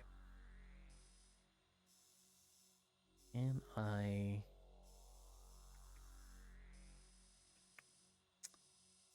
think I can come this way and pick that stuff up.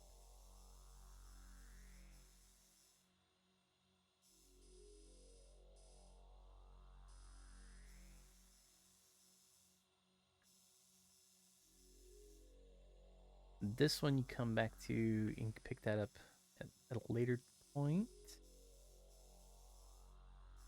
I think this is wanting me to go here now. And go there.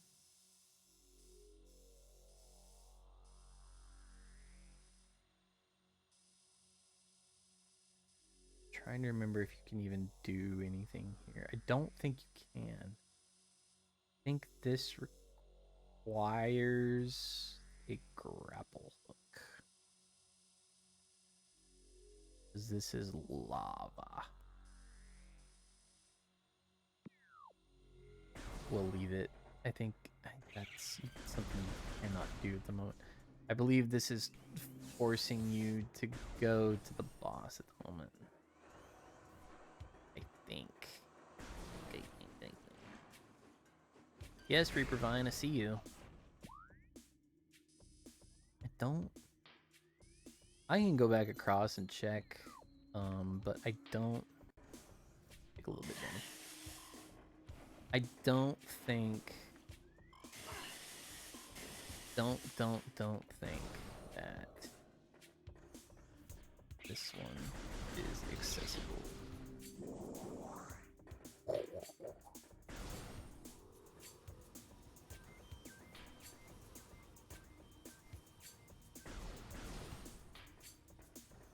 That I remember.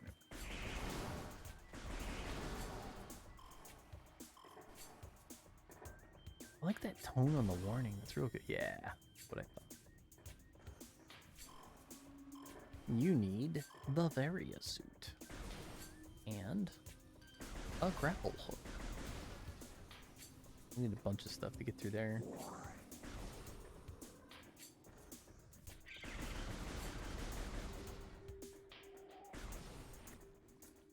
Okay.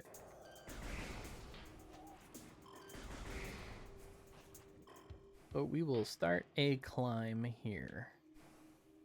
So one thing to know in here, that this is like one of the other rooms. This is a semi-puzzle room. If you didn't know, you would actually get to the very top and realize I am missing runic symbols.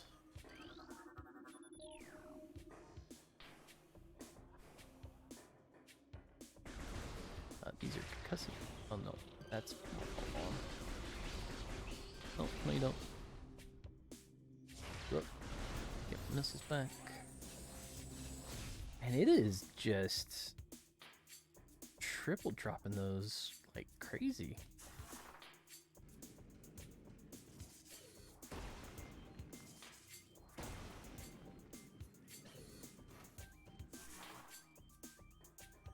That's one.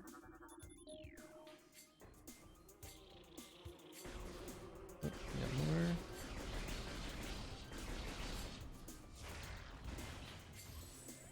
I'm really surprised at how many just missiles are just available.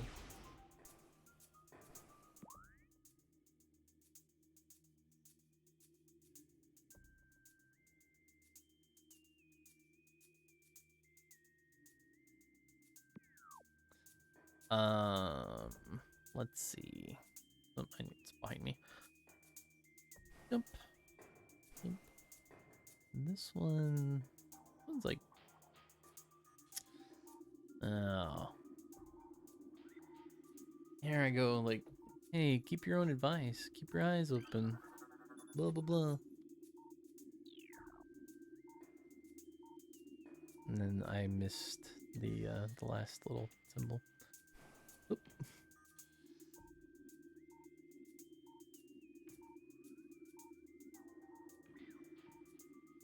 Is that it? No. Oh, nope, there it is. Ah, I'm fine. It's just at the very top. Bum bum bum bum. Bum bum bum bum bum bum bum bum bum bum. What? Why did it? All right. Don't remember it ever doing anything like that. Oh, did they? Ooh, wow, they really fixed this. Okay. This little ramp used to be such a pain in the ass to like get up For whatever reason. I am so glad they fixed that. This is the poison weed. Venom weed. Venom weed. Reaper vine, venom weed. Reaper vine, venom weed.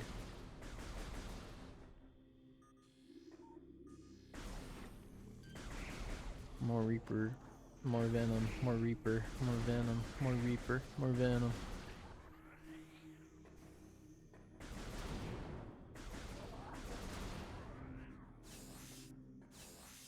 Refill. Ooh. Remember them ever showing that stuff before. That looks real good though.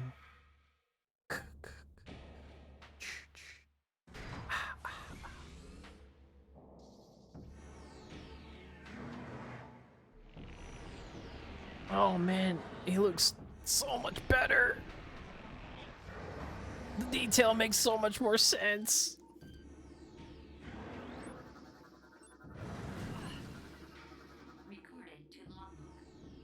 It makes so much more sense. Flagra. This mutant plant is the source of toxic water in the ruins. Flagra's growth cycle has been radically accelerated. As a result, it requires near constant exposure to solar energy to remain active. The exposure has made Flagra's outer shell thick and durable. Its lower root system is unprotected and vulnerable, however. Exploit this flaw when possible. Concentrated weapon fire can daze it for short periods. We don't really need that particular.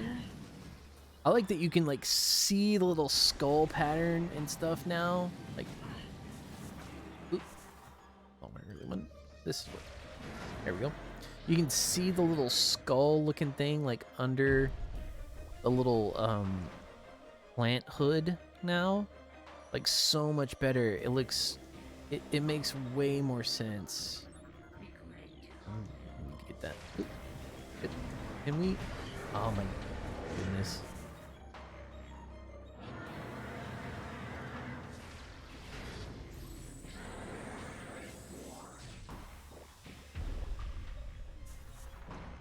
There we go. Boop. Oh, he's on fire!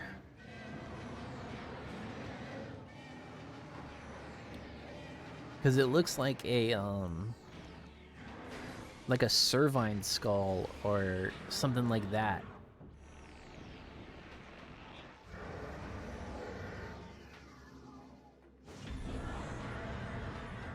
Yeah? You angry, man?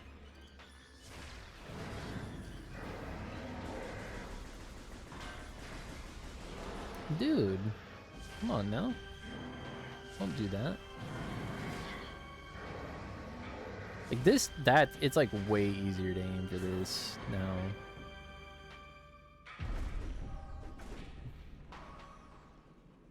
Being able to like free aim with a dual stick and be able to more accurately hit those is such a boon.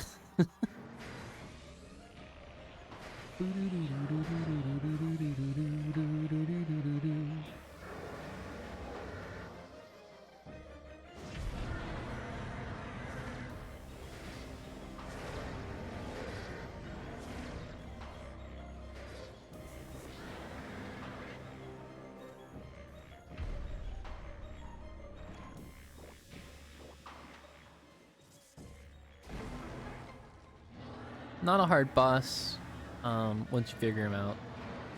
Way simpler when you're able to know how to target these little satellite dishes that are giving him energy.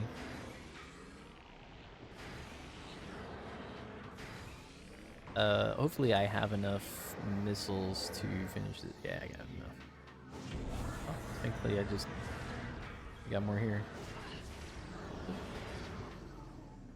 Bop. Bop. Missed that one. There we go. Oh, no, he still got one over there. Did he hit that one up? What a jerk. There we go.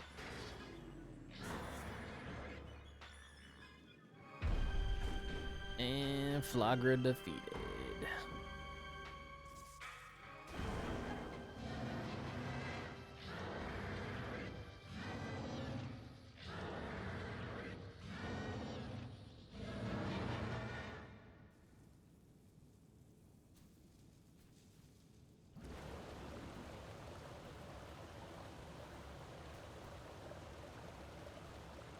And like a Zelda boss, the water has been purified.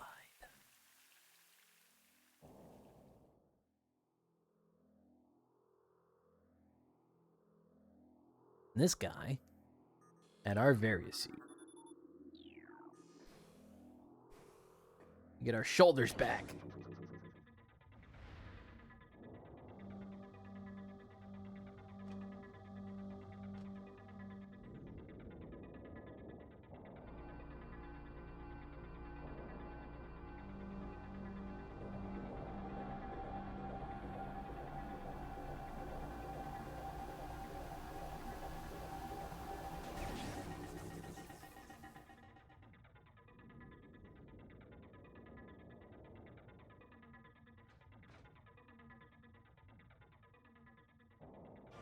Bum, bum, bum, bum, bum, bum, bum, bum, bum, bum.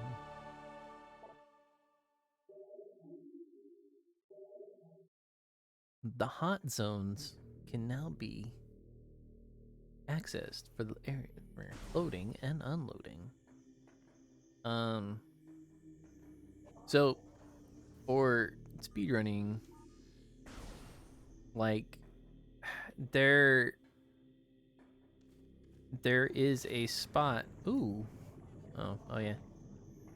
You can see the fish now. Wait a minute. That's nice. Coming up on the GameCube version, this particular, oops, let me scan these.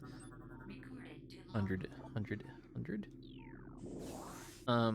This particular shaft right here, this drop. Oh, sorry. These are pulse bombos. Bombas. We don't have electrical energy, and we do not have a powerful concussive blast to do anything to these guys. This used to be like there was a trick that you could do where like you could like squeeze the morph ball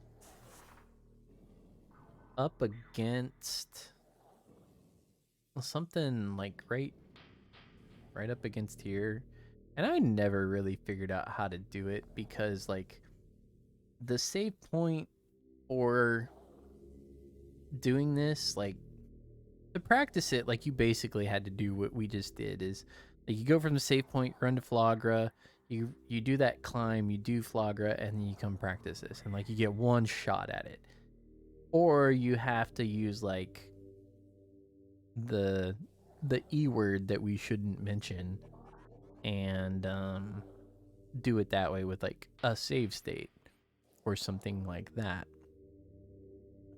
But it looks like there isn't, it looks like they moved the wall out or the vines out in such a way that there's nothing that you can get the morph ball stuck or wedged against in order to climb back up here.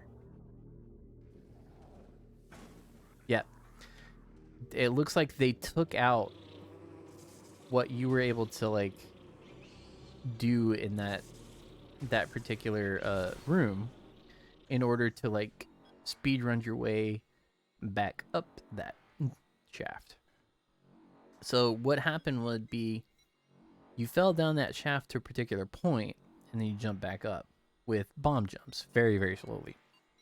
When you jump back up into Flagra's room, it like triggers a certain point in the game from a scripting point of view that starts it puts like the game's looking at like flags in like the state of the game that you're at, and it recognizes that you shouldn't be at that part of the game, even though it's not looking at items or anything. But you being able to climb back up into that area after you passed a certain point with between like a loading area maybe in the tower, it loads a new state in Vlogger's room, which is a new kind of like mini boss fight. And I was never able to do that. I'll just admit that. But it was always cool to see like speedrunners do it, and I never was able to figure out how to do it. I just thought I'd mention it because it's always a thing that always stood out to me, that I wish I was able to learn how to do it. I never really put the time into to learn how to do it, and maybe one day I will go back to the GameCube version to learn it, but it's obviously not today. Right now, we are going to pick up some more Jozo lore and a missile upgrade. Yeah, an expansion, missile expansion, and a E-tank, and then head to a new area. All right.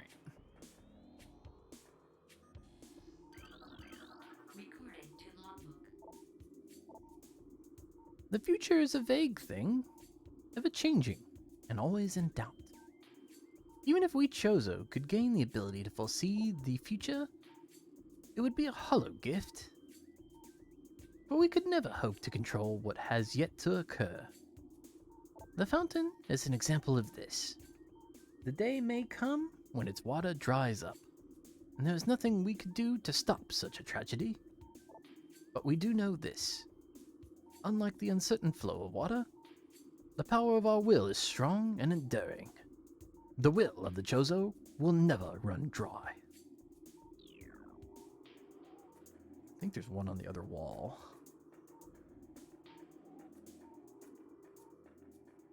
No? Is it just the one? I thought there were two in here. I could have sworn that there were two in here. Maybe not. Alright. Okay.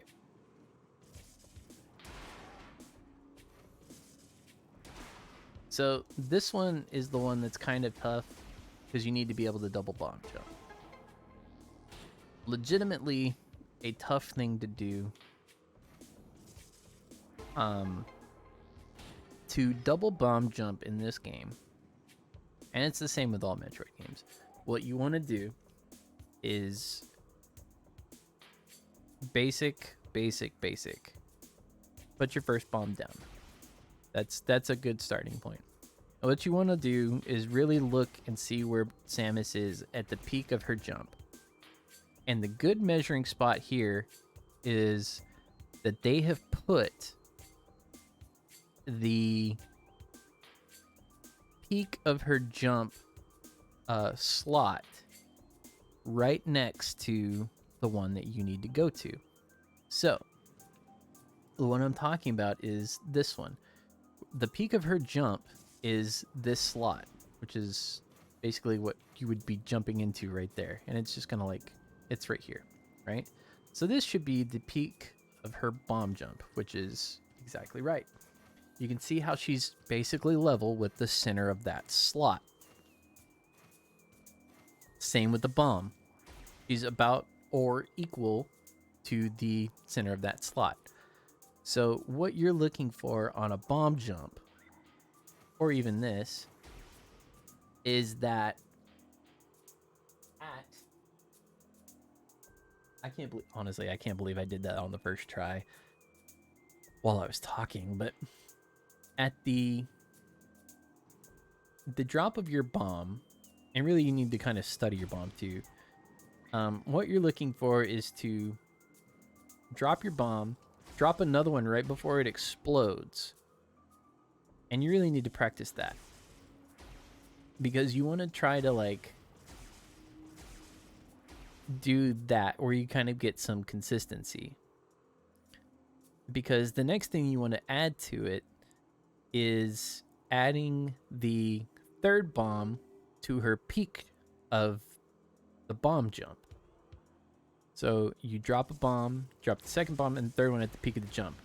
And sometimes it's maybe a little bit too low. You want it to be like at her center or maybe just below her so that it gets enough force to knock her up.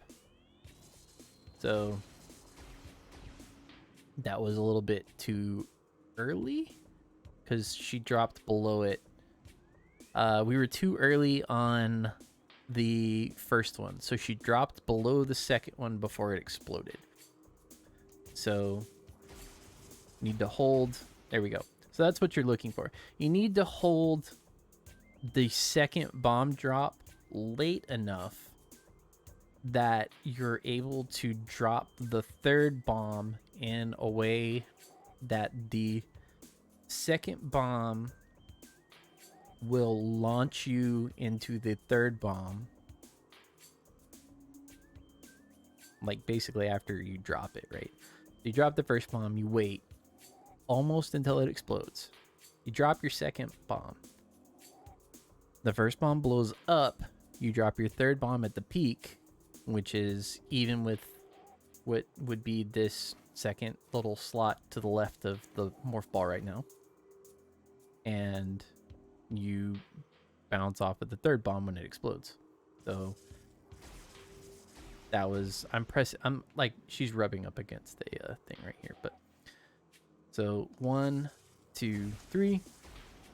That was too early on the second one, third one. No, first one. Nah, I don't know what I'm talking about now. So 1, 2, 3. Oh, I forgot to hit the third one. 1, 2. No. Hit the second one too late. There we go. So some of it's just like timing and practice, and like just fiddle around with it. That like you have no mobs here. You have no enemies. Like you have all the time in the world to try to get this. And my suggestion would be when you're doing this, you can push her in the morph ball like right up against it. Move out just a little bit so that you're not touching the like the frame or the wall there, because it's gonna stop your upward momentum, and that's what causes a lot of the extra problems with this particular one. You get stuck on something.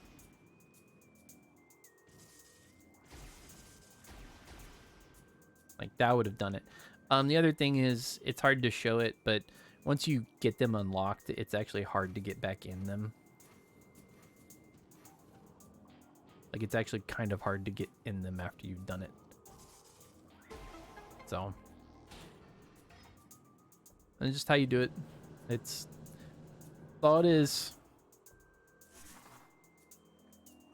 my like not so amazing gamer tip. All right, this expansion. Some beetles here. We'll kill the beetles. Go outside. We can grab another. Out here, there's a energy tank. And right here, do not jump down. Just immediately turn around and go back inside.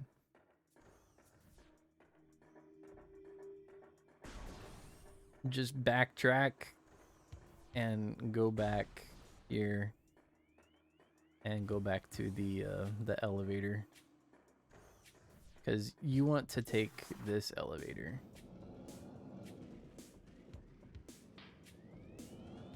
And there's no reason to take any other elevator except the one that is in this room right here. This one goes to Magmore, and you shouldn't be going anywhere else but Magmore right now.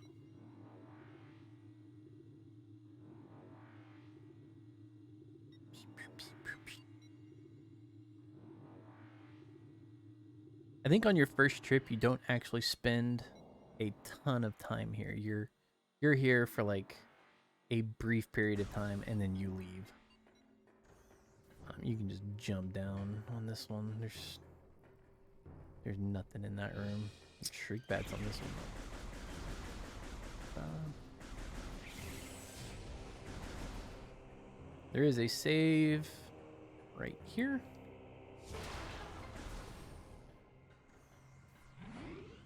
Bum ba bum ba bum bum bum ba ba ba bum ba bum. I really like the music of Magmore. Super, super driving and forceful. Really, really cool.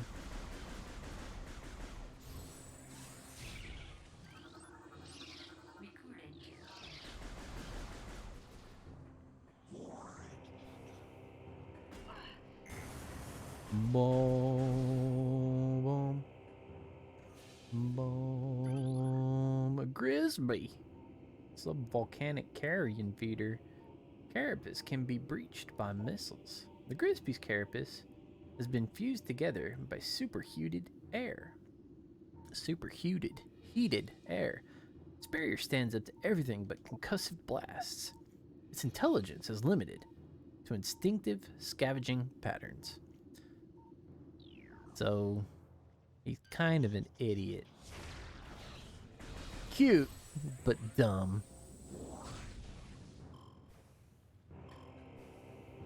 I do like this area. It's all like it's a bunch of like little traps and stuff. Oh wow, this is like one of the best shots I think I've ever gotten of this thing. That's crazy good. It's like a little like spider burrower. Similar to the beetle.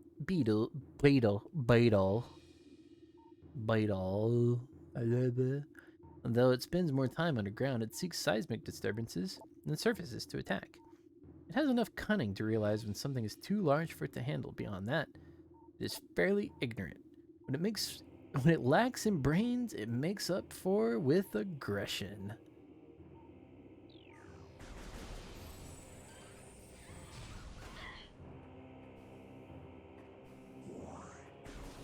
I think the whole point of this trip to Magmore,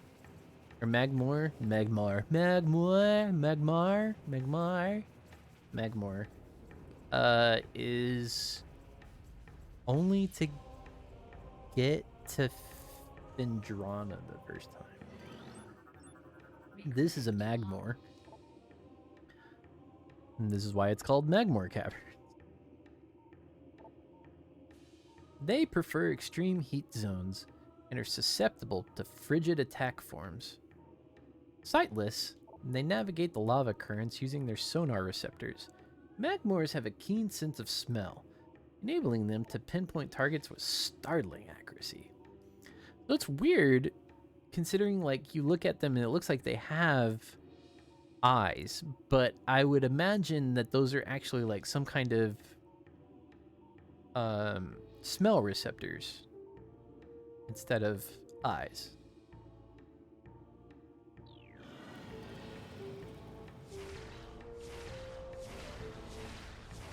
There we go. That is a straight up oh no, you need a we can't do it here on this one. And I shouldn't have shot those. I wonder if there's one more in here. Probably not. Oh, yeah, there is. There we go. Buffer. Metaviprium gas. Float around in search of food. Ruptured, the gas within puffers is violently released.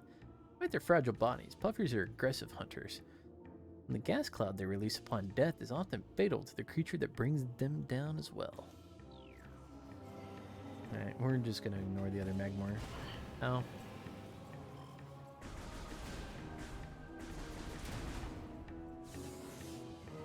This is this.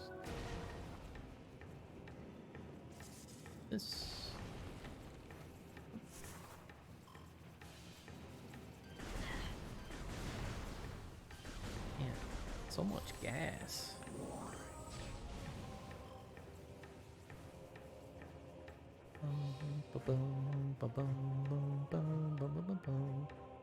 I wish I had super missiles because I could have gotten a thing already.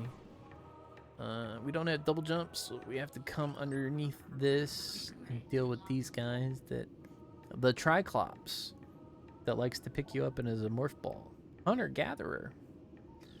Isn't even like much of a maze. They just like to pick you up. Leave me alone, man. And toss you out. No! Come on. I wasn't even around you that other time. There we go. You get the double jump, you can just go right over the top of that. You don't even have to wait. Where are we going in here?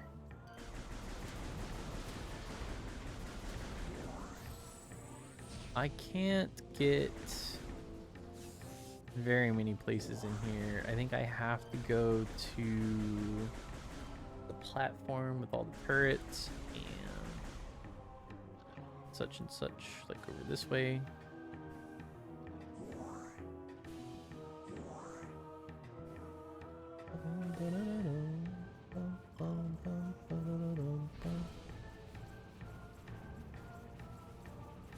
Ah.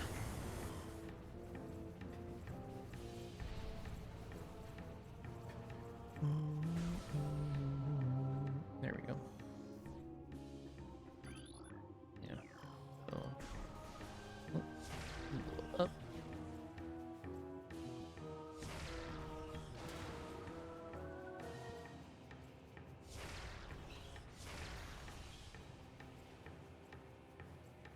Oh, it dropped lower. There we go. It didn't. Why did it drop that low? Oh, that I was. Because there's a third one there. Okay. That's why.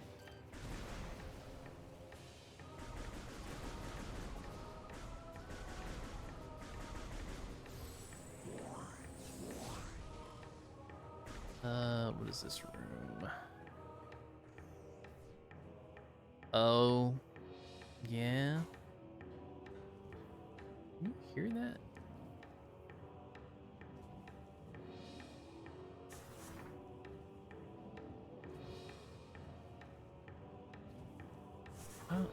You can see it. There it is. Bendesium frame. You can see it. I don't know if you can actually hear it or not. There's a thing under there. There's definitely an upgrade. I was wondering. Hate those. Get me every now and then. Let's see. Don't think I can come this way. You need the grappling hook to go that way, and I think the spider ball. Ooh, I don't remember that fan. That's a nice little detail, like an exhaust fan.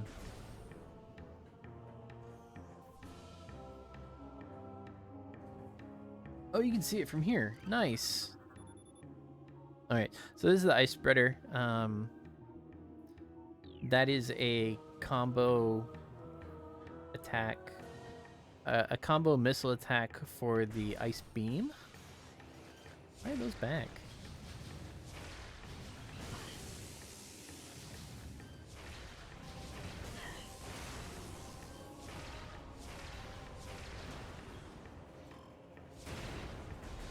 I didn't even go that far out of this area.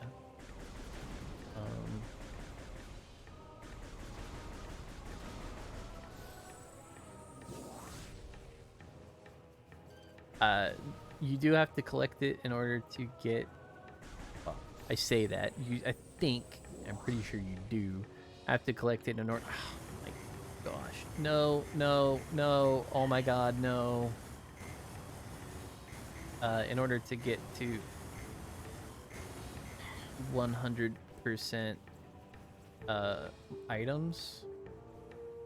Not too difficult in order to do that. You just need a particular.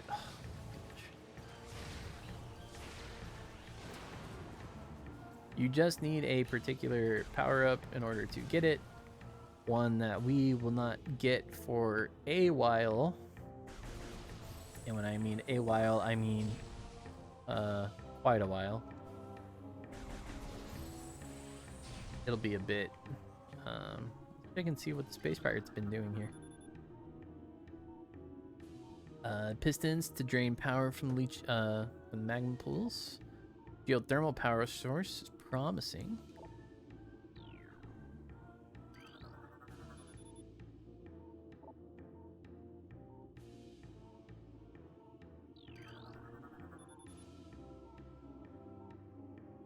Local crystal formations possess low phazon residue. They do have high value to the monks of Grandheim, however. Recommend processing of crystal for that market once phazon operations cease. You know, I don't think they ever really cover, or nobody ever really covers this ever again. They don't cover if this is like space pirate related or if this is like a trade that the space pirates would be getting into. If these are like monks that are just kind of like on their own kind of thing on like a different planet, obviously a different planet, but like, are they monks related to the space pirates? Are they like their own sort of thing? Who, like, this doesn't really get expanded on. They're just kind of like, these monks like crystals, let's go sell them these things. Like, it's just kind of like a weird just nugget. I would like to see something come up expanding this for just like a little bit, like no reason. Kind of like how like they dropped Metroid Dread in like one of these games and like it became a thing, right?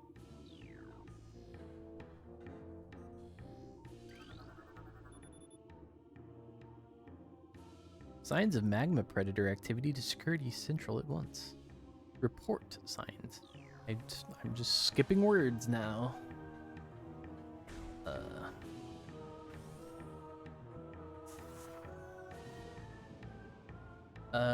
Let's see. This, I think, is a double. Yep. And another double. Ugh. And another double. There we go. You got a triple double for an energy tank.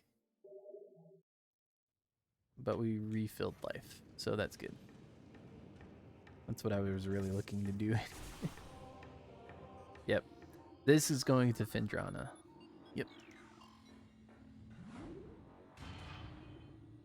So the whole point of going to Magmor was not even to stay in Magmor, it was to go to Phendrana.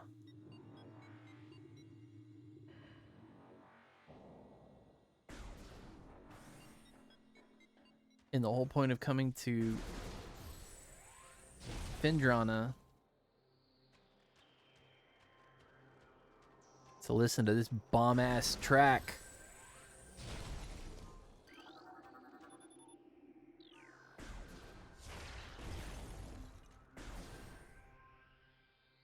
And see this cool-ass zone.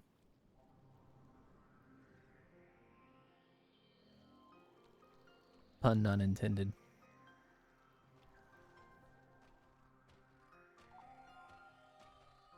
Oh, they could have added footsteps and they missed an opportunity.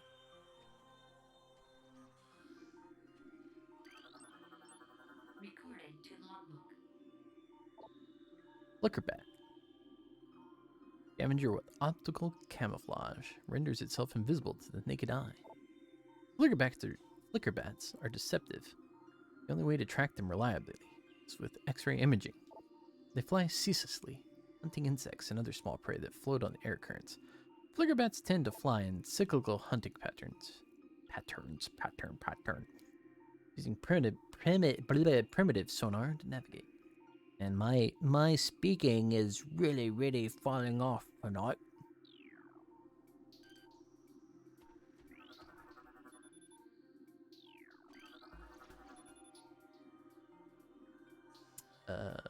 Who's reading on? Is it?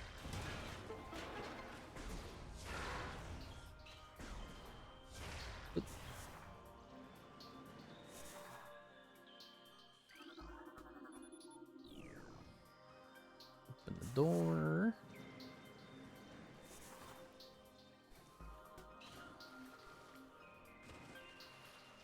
Now I'm stuck in a well. No, we're fine. Downstairs here. Recording to logbook. Crystallite. Downstairs here should be the save point. Yep. There's some log information and stuff in here. New personnel must report to the South Research Facility. Failure to report will be penalized by a 30% ration cut and extra duty. All ballistics support personnel report to Research Lab Hydra. Lockdown Containment Plan 3 Alpha in effect until further notice. Oh, one more over here. Western Temple is in Phase 2 lockdown. All projects are postponed. Under no circumstances are personnel to attempt access.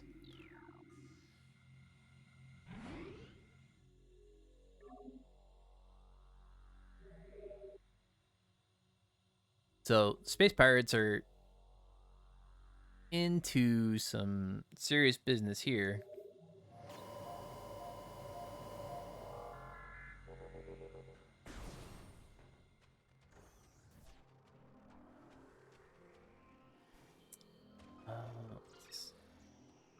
In one of these, it's this one, isn't it?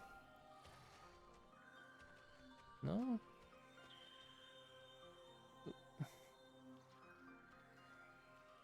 Oh, is it? Oh no, it's this one? It's this one. Oh, wow, that looks so much better. It's not obvious. I mean, this looks like shattered glass, but it's ice, right? In the GameCube version, this was not as alpha'd. It had no like real reflection to it. And it was like way more blue. So it was like, oh yeah, okay, this is like ice, right? This though, with like the diffraction of the item and everything, this looks fucking good. That's fucking good. Oh wow, man, that's good. I like that. We can't get this now. We can come back to it. We do need a certain item upgrade to get this. We will get it eventually. Eventually, we will get the thing that we need to do it. It'll be a bit, but we'll get there.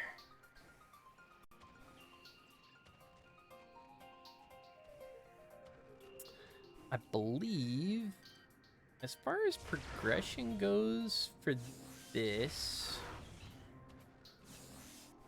this should be sending me to get Recording to logbook. the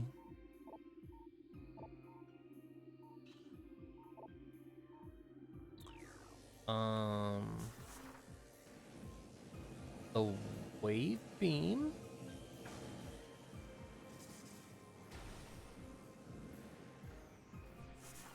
And the Recording to boost ball.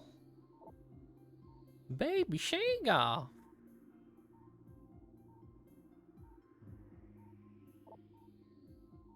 Young Shigoths grow a resilient shell of ice on their backs which serve to protect the layer of vulnerable flesh.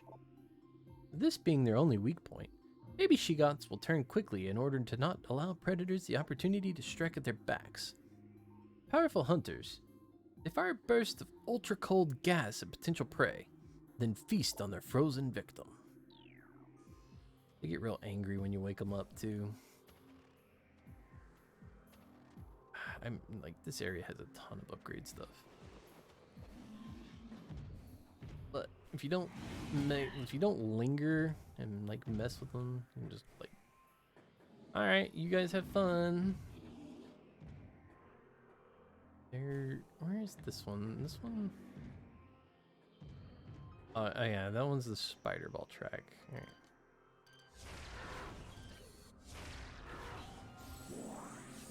Okay. I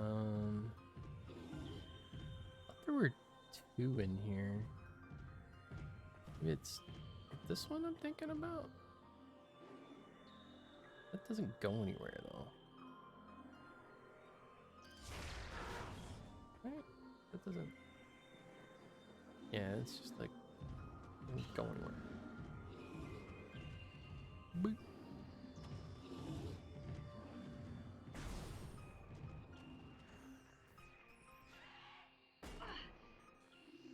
Ice Recording to logbook. Burge. Isn't this the one with the sentry bot in it? Or no, he's here later.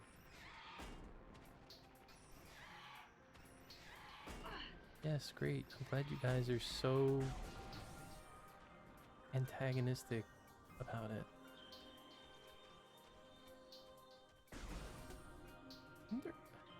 No, alright. No, we're definitely going the right way, because this should be to...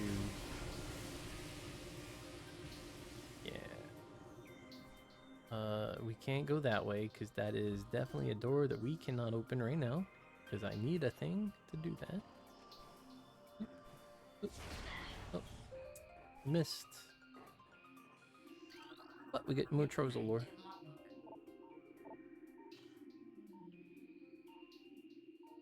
As the great poison reaches ever further into the planet, we Chozo begin to feel the gnawings of despair.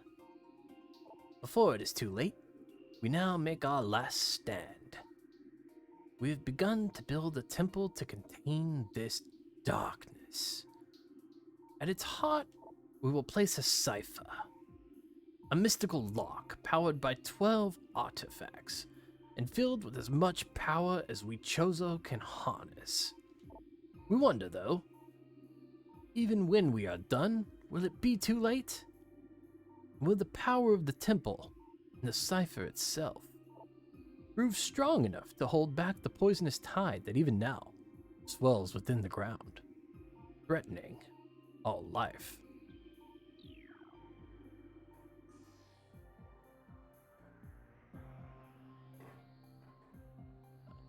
Didn't mean to jump down. Oop. Ooh, that was a good look at Samus's face there. Oh, I can't jump right there. All right.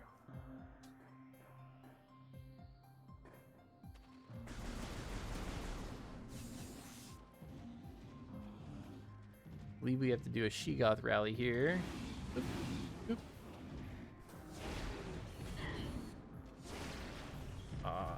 I did not want to wake up both of you.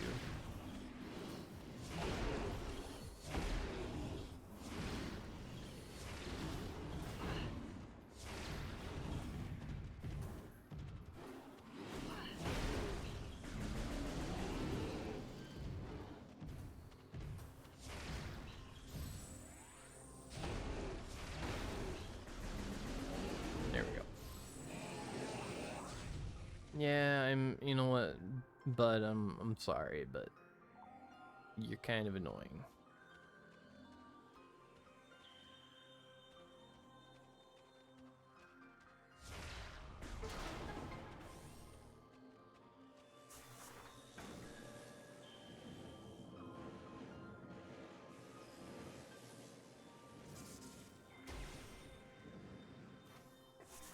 Or I'm just gonna get the boost ball now, which is fine with me. There is a Chozo Lord like right behind this thing. Recording to logbook. So many creatures suffer beneath the blight upon the land, and we Chozo are no exception. But for all of our pain, we can at least believe in the promise of the future. We have come to believe that a time may never come when we can once again open the door and banish the darkness we've contained. Even so, our vigilance will forever remain. We believe that on some far-off day, a savior will come and continue what we have begun. For that savior, we will leave our ancient weapons and armor. The soul who can gather them will be the entrusted one, the only being who can reverse the evil that grows here.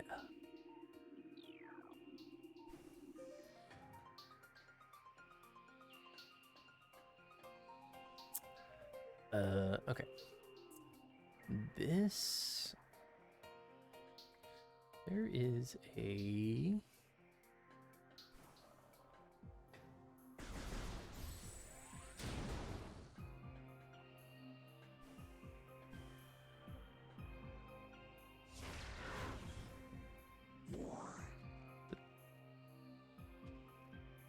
Huh?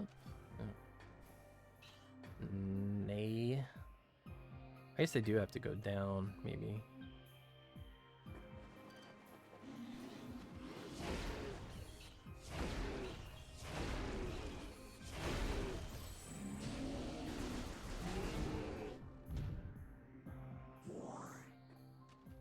Yeah, you gotta go down so you can go back up. There it is. That's the thing I'm looking for. Platforming!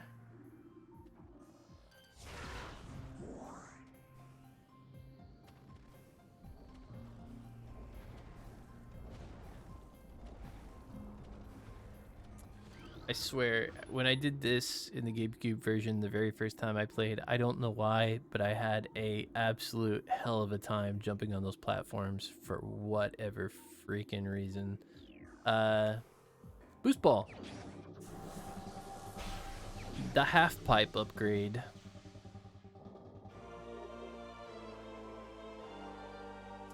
Boost ball is a fun little mechanic thing. I really like the boost ball.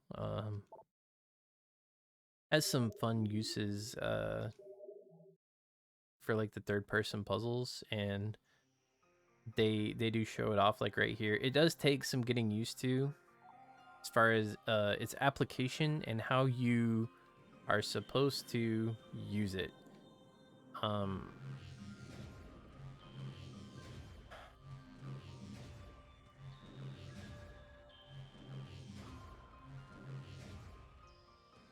It doesn't quite make sense, but most of how you're supposed to use the boost ball is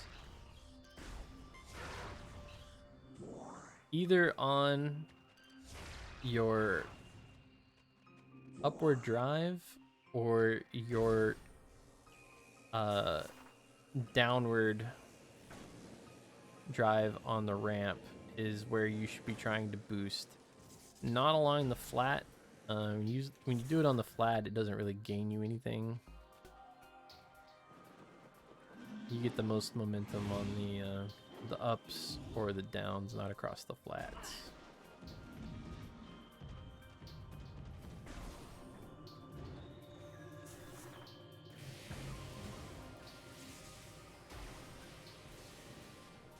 So here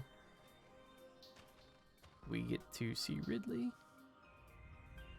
Maybe they put a little bit more animation into this. The shadows certainly looks a little bit better. They did. Awesome. You're just not like skiffing.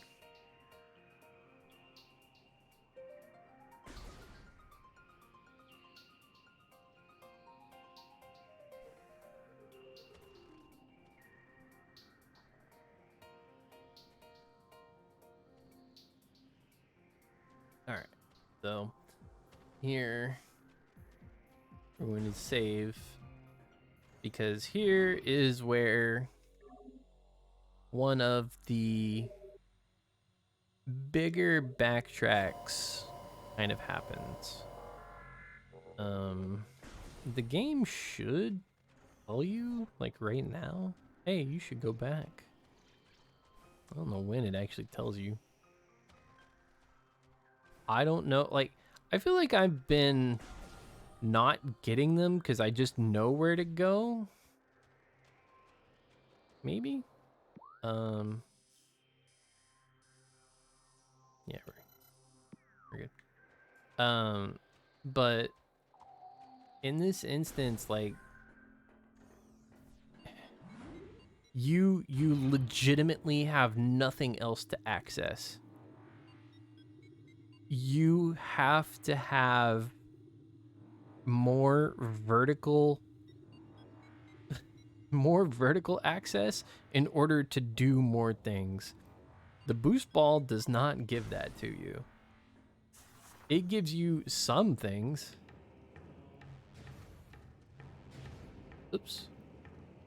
But it doesn't give you quite enough.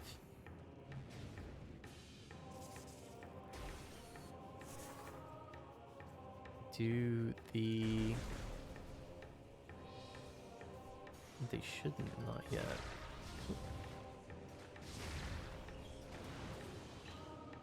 Which one am I going to? Down. Down and left. Because...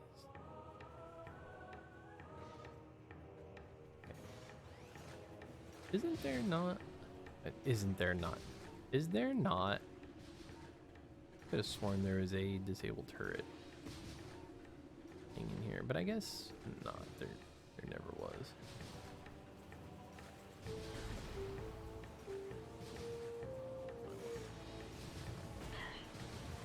Thank you, turret. Thank you, turret.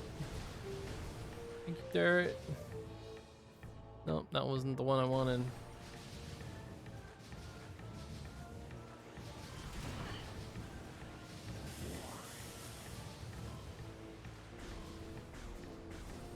There we go.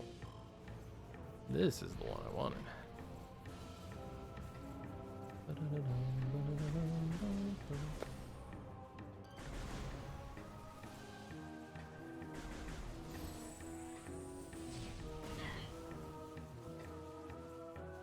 Yeah,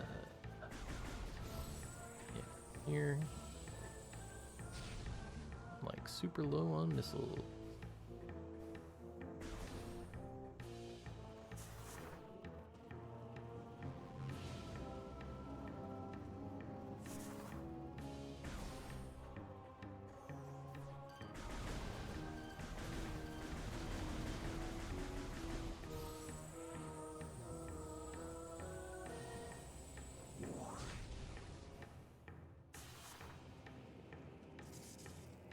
None of those things dropped any missiles.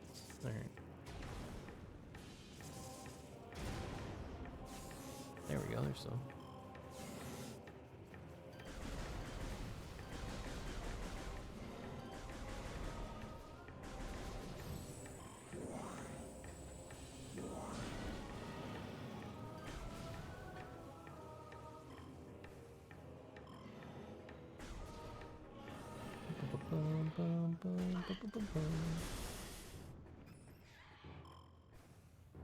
Get hit with fire. There's more fire, more fire.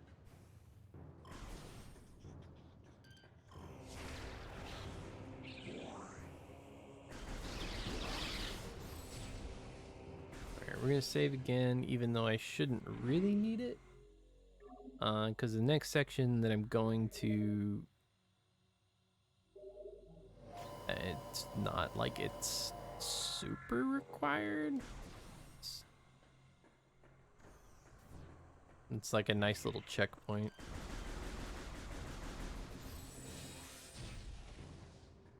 No, we didn't make the elevator. Curse you!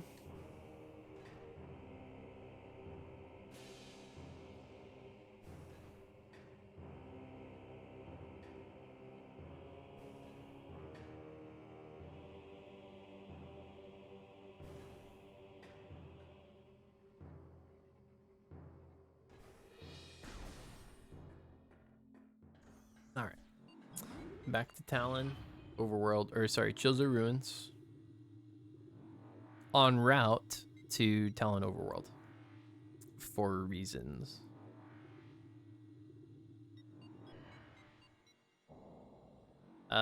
In this case,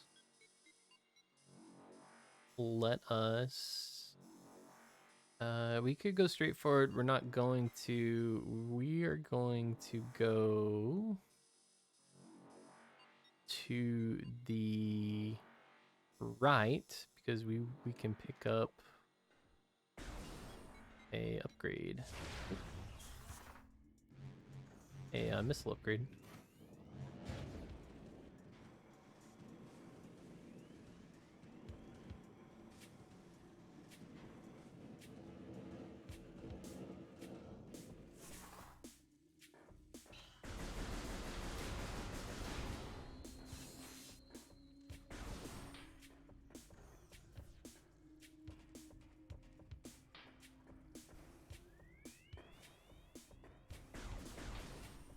Maybe 2. I mean, not, no. I think that other one requires this. Does it? Might require. I don't remember. I'm just spouting out nonsense. Spouting out nonsense again. This one right over here. Up. Up. And back the way we came. Up. And then we're going. Yep. We might be able to grab this one. It would be nice if I can. I don't have to come back into this one. Oh, dude. Oh, dude. We got one next to it. Yep. Ah, man. Alright. Okay. I think these are just morph ball bomb things. Should just be able to. Yeah, I should be able to do this one just fine.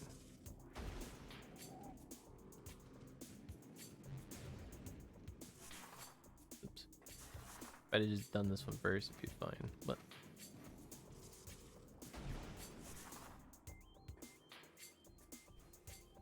coming back this way and like picking up these upgrades, so I don't have to like ever really come back down this path, is real nice. We can essentially call this side and this path really just cleared out. There's nothing for me to ever really come back down over here for. There's no need for me to come over here. We can pick up this thing like right now though. I can pick it up now. I do want to show. I want to see if it'll work though. We're gonna ignore it for now. We'll come back and pick it up. I want to see if it still works after I get this other thing. You can pick that up with the boost ball like right now, but we're not going to. I'm gonna go get this other thing. We'll come back and get it, I promise. After taking a tour of some other like minor stuff.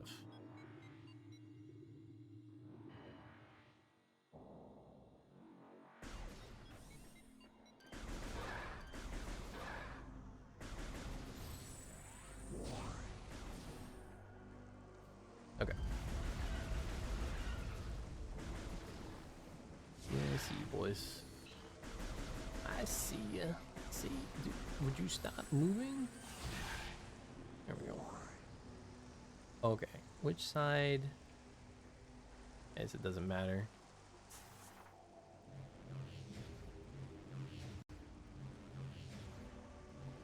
So you can see I'm holding down the button, but I'm really releasing it when I'm going up.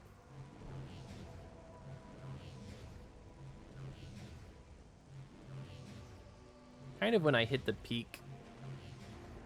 Except, like, I'm not getting a full charge out.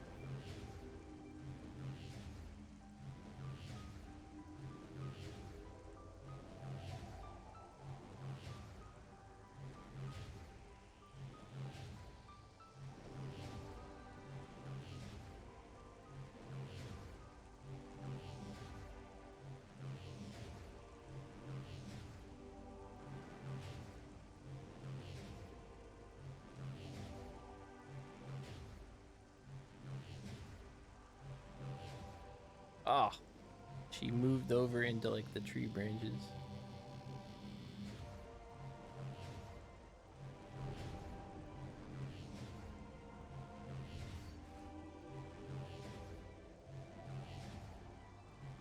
What is going on here?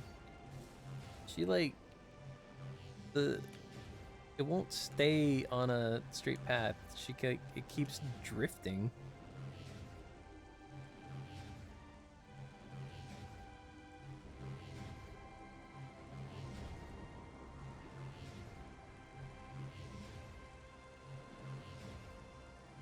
What is up with this thing?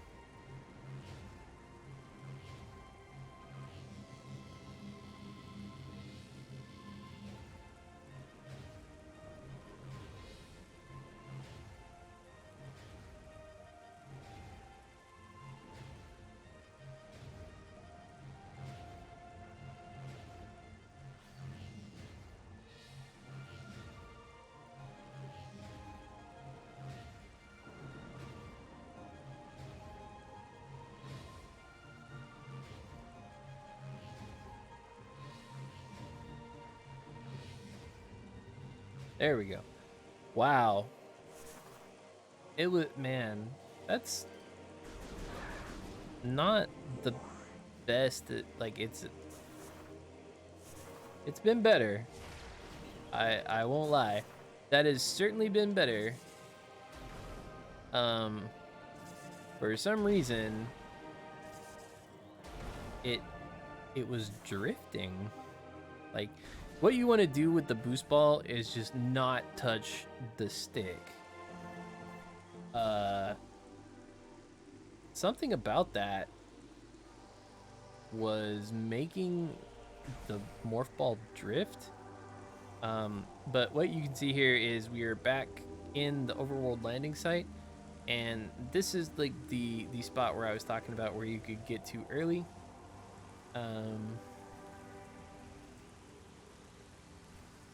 What we're here for is the item in here, which is our space jump. Our grand and glorious double jump. Ah, I like that. That's a nice little subtle animation thing just for space jump. Pop, pop, pop, pop. Alright. So, space jump acquired. We can leave now. There is a item down here. Pick up.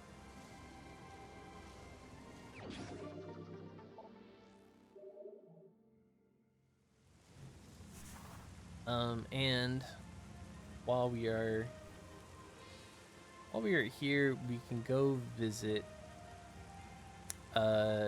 something that like most people don't tend to go to until the end of the game, or I guess unless you're like really exploring. Like, this is available at the very beginning of the game, so like you have two options: either go through the door on the right or you come to this door. I don't think many people go to this door immediately. I think most people opt for the door on the right.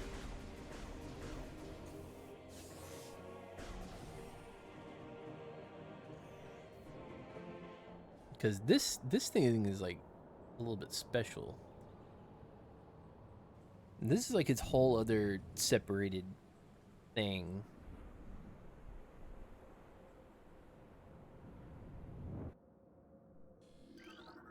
Recording to logbook. Pirate data. Log 10.308.0. Field team reports are in on an age structure of alien design, built on the surface of Talon 4. Studies show the structure projects a containment field. This field bars access to a prime source of energy within a deep crater. Science team believes the field is powered by a number of strange Chozo artifacts. We have found some of these relics, and studies on them have begun. As this field could hinder future energy production operations on Talon 4, we must dismantle it as soon as possible. If this means the destruction of the Chozo artifacts, it will be done.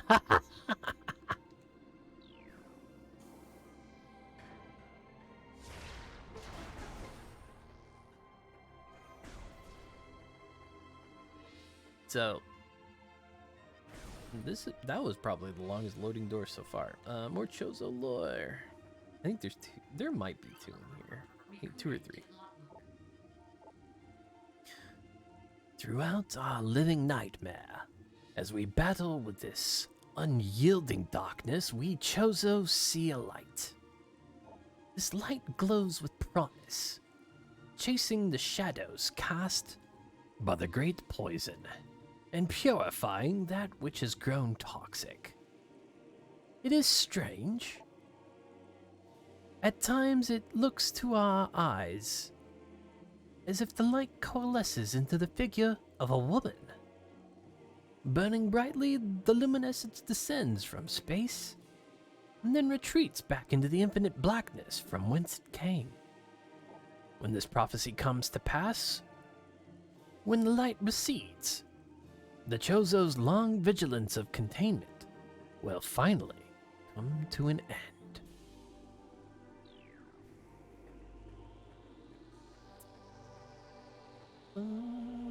Boom. Recording to logbook. The containment of the great poison. This task has fallen to the Chozo, and we will not flee from our duty. Even as we suffer with the land and its creatures, we will pour our will into the 12, the artifacts which form the lock that holds this great evil at bay in the depths of the planet. This lock must stand up to all who might come to assault it. To preserve the power of the seal, protect it from those who would meddle with their own designs. We will spread the artifacts across the land, hiding them from prying eyes. The lock must never open until the day comes when this disaster can finally be put right. It might be like, I think there's one more. If not, it's all like the first set of key stuff. There's only one in here. Yeah, you get your first key. This is a Chozo artifact. Collect it, then scan the totems here for clues on locations of the remaining artifacts. Together, the artifacts will open a path to the center of the impact crater. So...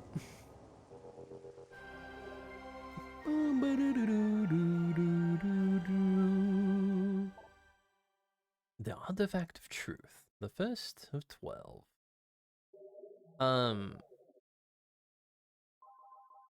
Does truth say anything? No, it just says artifact acquired. So, like the ultimate goal of the game is to open the impact crater, but it's not clear that it's really what you should be doing until like you kind of come in here. Recording to logbook. Invaders have claimed Fendrana as their own. Power sits atop their fortress. Collapse it to reveal the chamber where the artifact of Elder is held. Atop the shrine of the Silver Monkey. These Heat of Magmor was a test for many warriors. A shrine in honor holds the artifact of strength. So these are Recorded to logbook. hints as to where to find these artifacts. As you can see, not all of these are currently active. Only some of them are. To logbook. We can collect some of these and come back for the others later. Let's see. I think you get half of them. One. We got that one right. So 1, 2, 3, 4, 5, 6. Yeah. So it gives you 6. You picked up 1. So basically, it gives you like half of the hints. You go out, you find 6 of them, and then you come and put them back. And then it's like, okay, cool. Here's the hints for the other 5. We didn't give you the hint immediately. I'm sure that was probably like a Chozo design thing. Go out and find the other 5. These guys are back.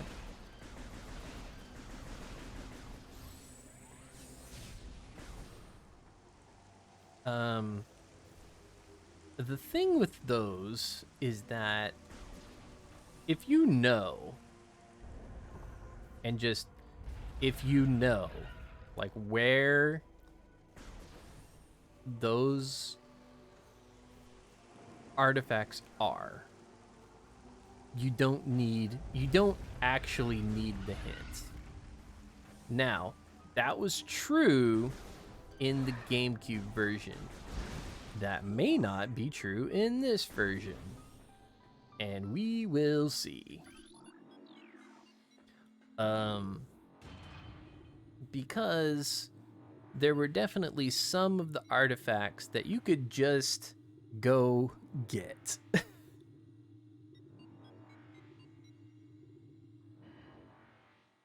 And then like the one in Magmor, the artifact of strength. The artifact of strength, we've passed by it like at least twice already. We've passed it. Like literally, we've passed it twice. You can get it if you had the thing. Okay, you can just do it. So what I did is you don't need the boost ball to get this particular upgrade. If you come to the top of this ramp right here, to the point where Samus will stop going up the ramp and double jump while looking up the ramp, you can just jump into this alcove, no problem. Easy peasy, easy upgrade. That one over there, that one does require the grapple hook, which is why that is right there.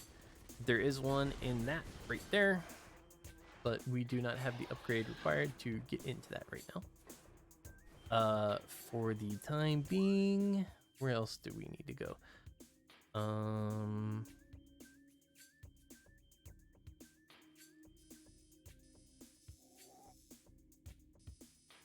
That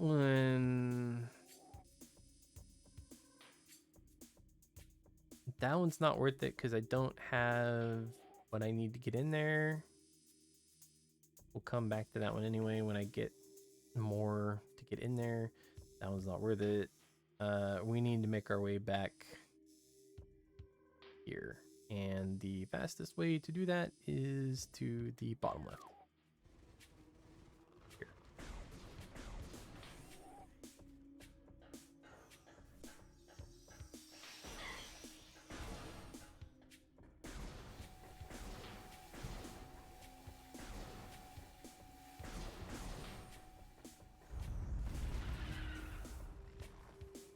So now that we have double jump,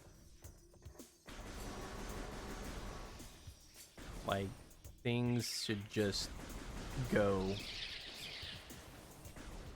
We should just be able to go, go, go, go, go, go, go.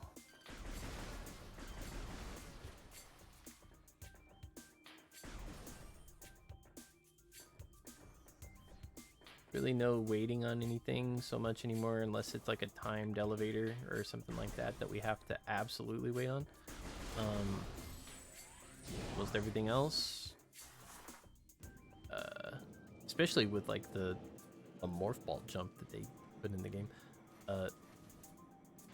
it's just like go.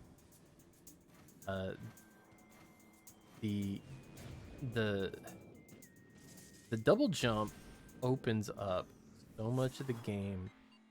It's almost ludicrous. I don't fully grasp, like, overall, like, just so much verticality in the game is just behind the double jump. It's crazy. So for right now, everything that we're doing is basically to go all the way back. It's such a weird sidetrack. Everything we did was to get the boost ball, to go back to get the space jump, to come back and go all the way back into Phendrana.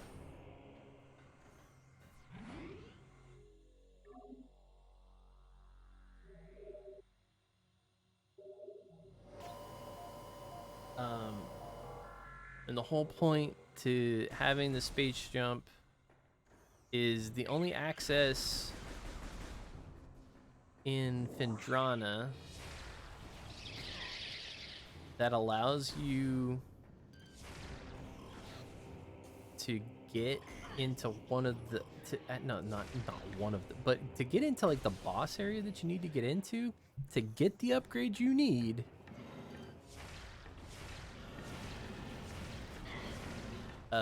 You need the double jump, I'm pretty sure. And it was on the other side of that main room that we were basically in to start with. So I was talking about artifacts, and if you just know where the artifact is, you can just get it. Lava Lake. Oh, I think, is it that one? It might be that one. I believe it's this one. We can check the log of stuff. Hang on.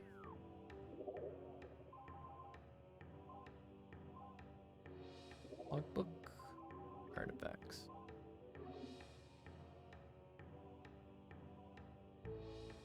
It's not shrine. Nope. Nope.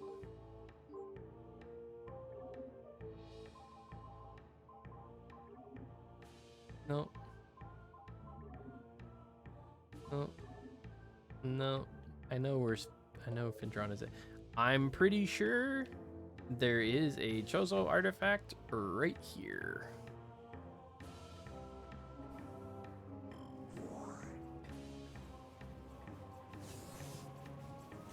I think I know which one shrine is.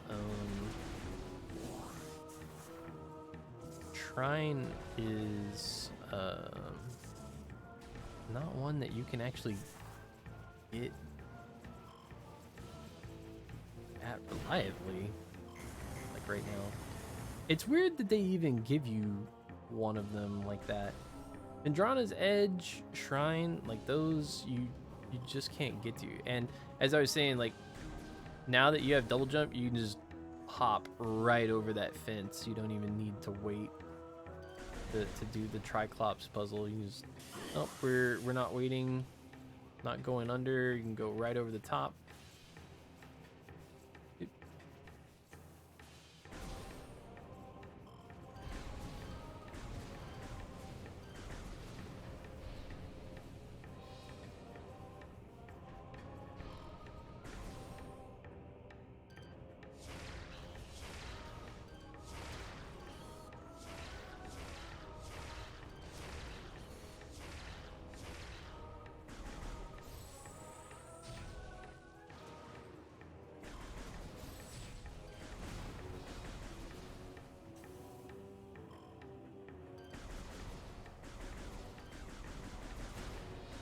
Actually, you can explore a little bit more of Magmore now that you have the double jump.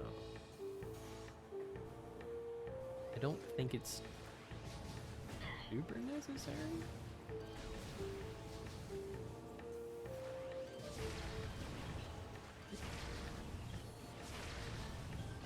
There we go. It's right there. But I think this lets you get to the other part. Turn something off.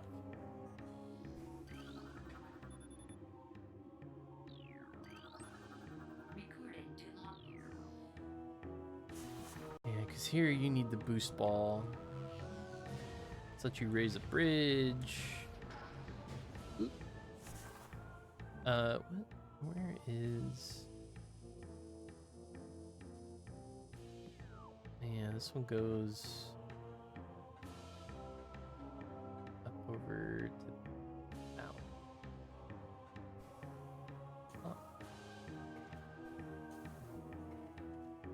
The one I'm thinking of for Shrine, I want to say it has a... Oh no, this is Shrine right here. Never mind. Yeah, this is Shrine right here. Yeah. So, like, super simple, but there is a, if I remember right, there's a thing right here. There it is. Yep. There's an upgrade right here, so you gotta come back and pick something up anyway.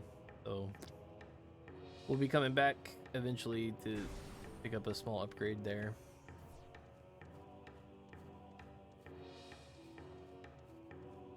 I thought it was a different one. I'm thinking of, you know what? I am thinking of the one for the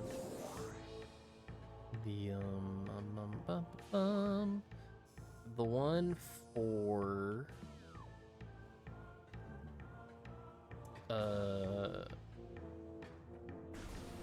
the one that you need the beam to get the other beam.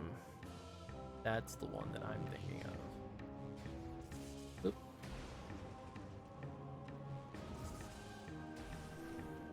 Anyway, we're back to Phendrana.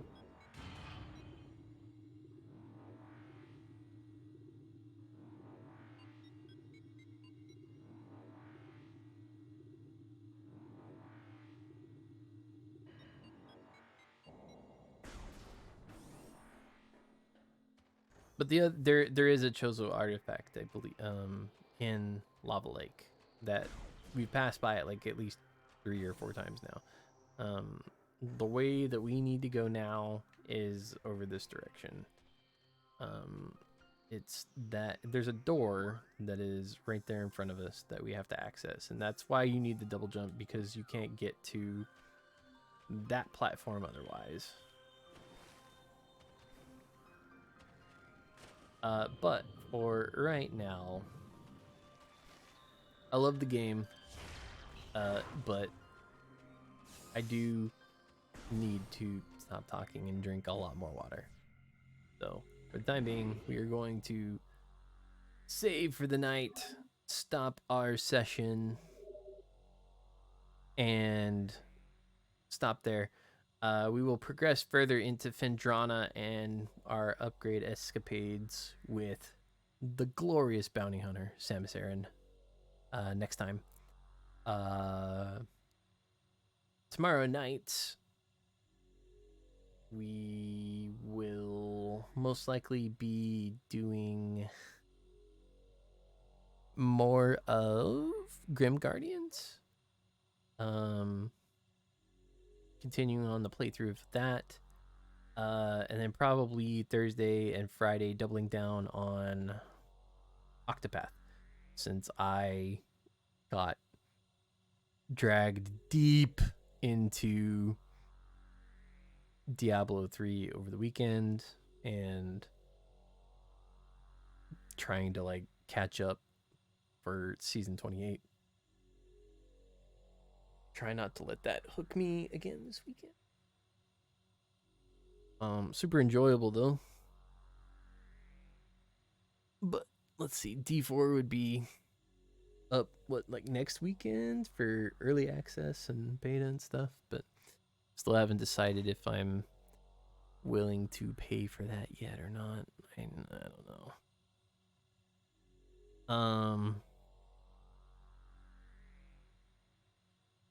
Yeah, and then Saturday, depending on how things work out,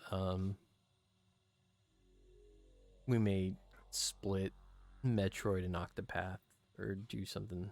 I don't know, but just expect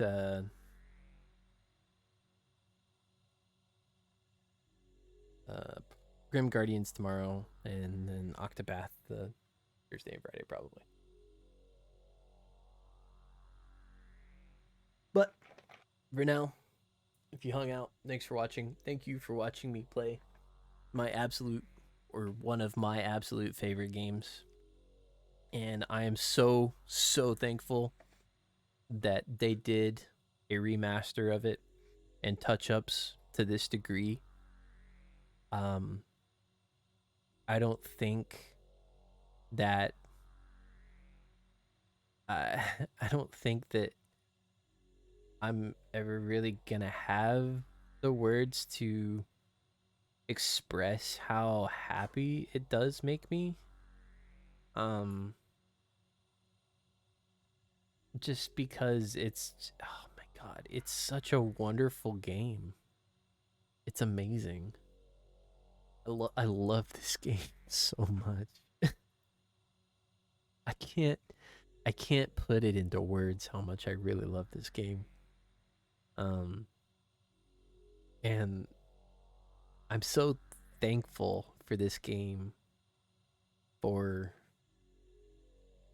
opening the door to the rest of Metroid for me. Um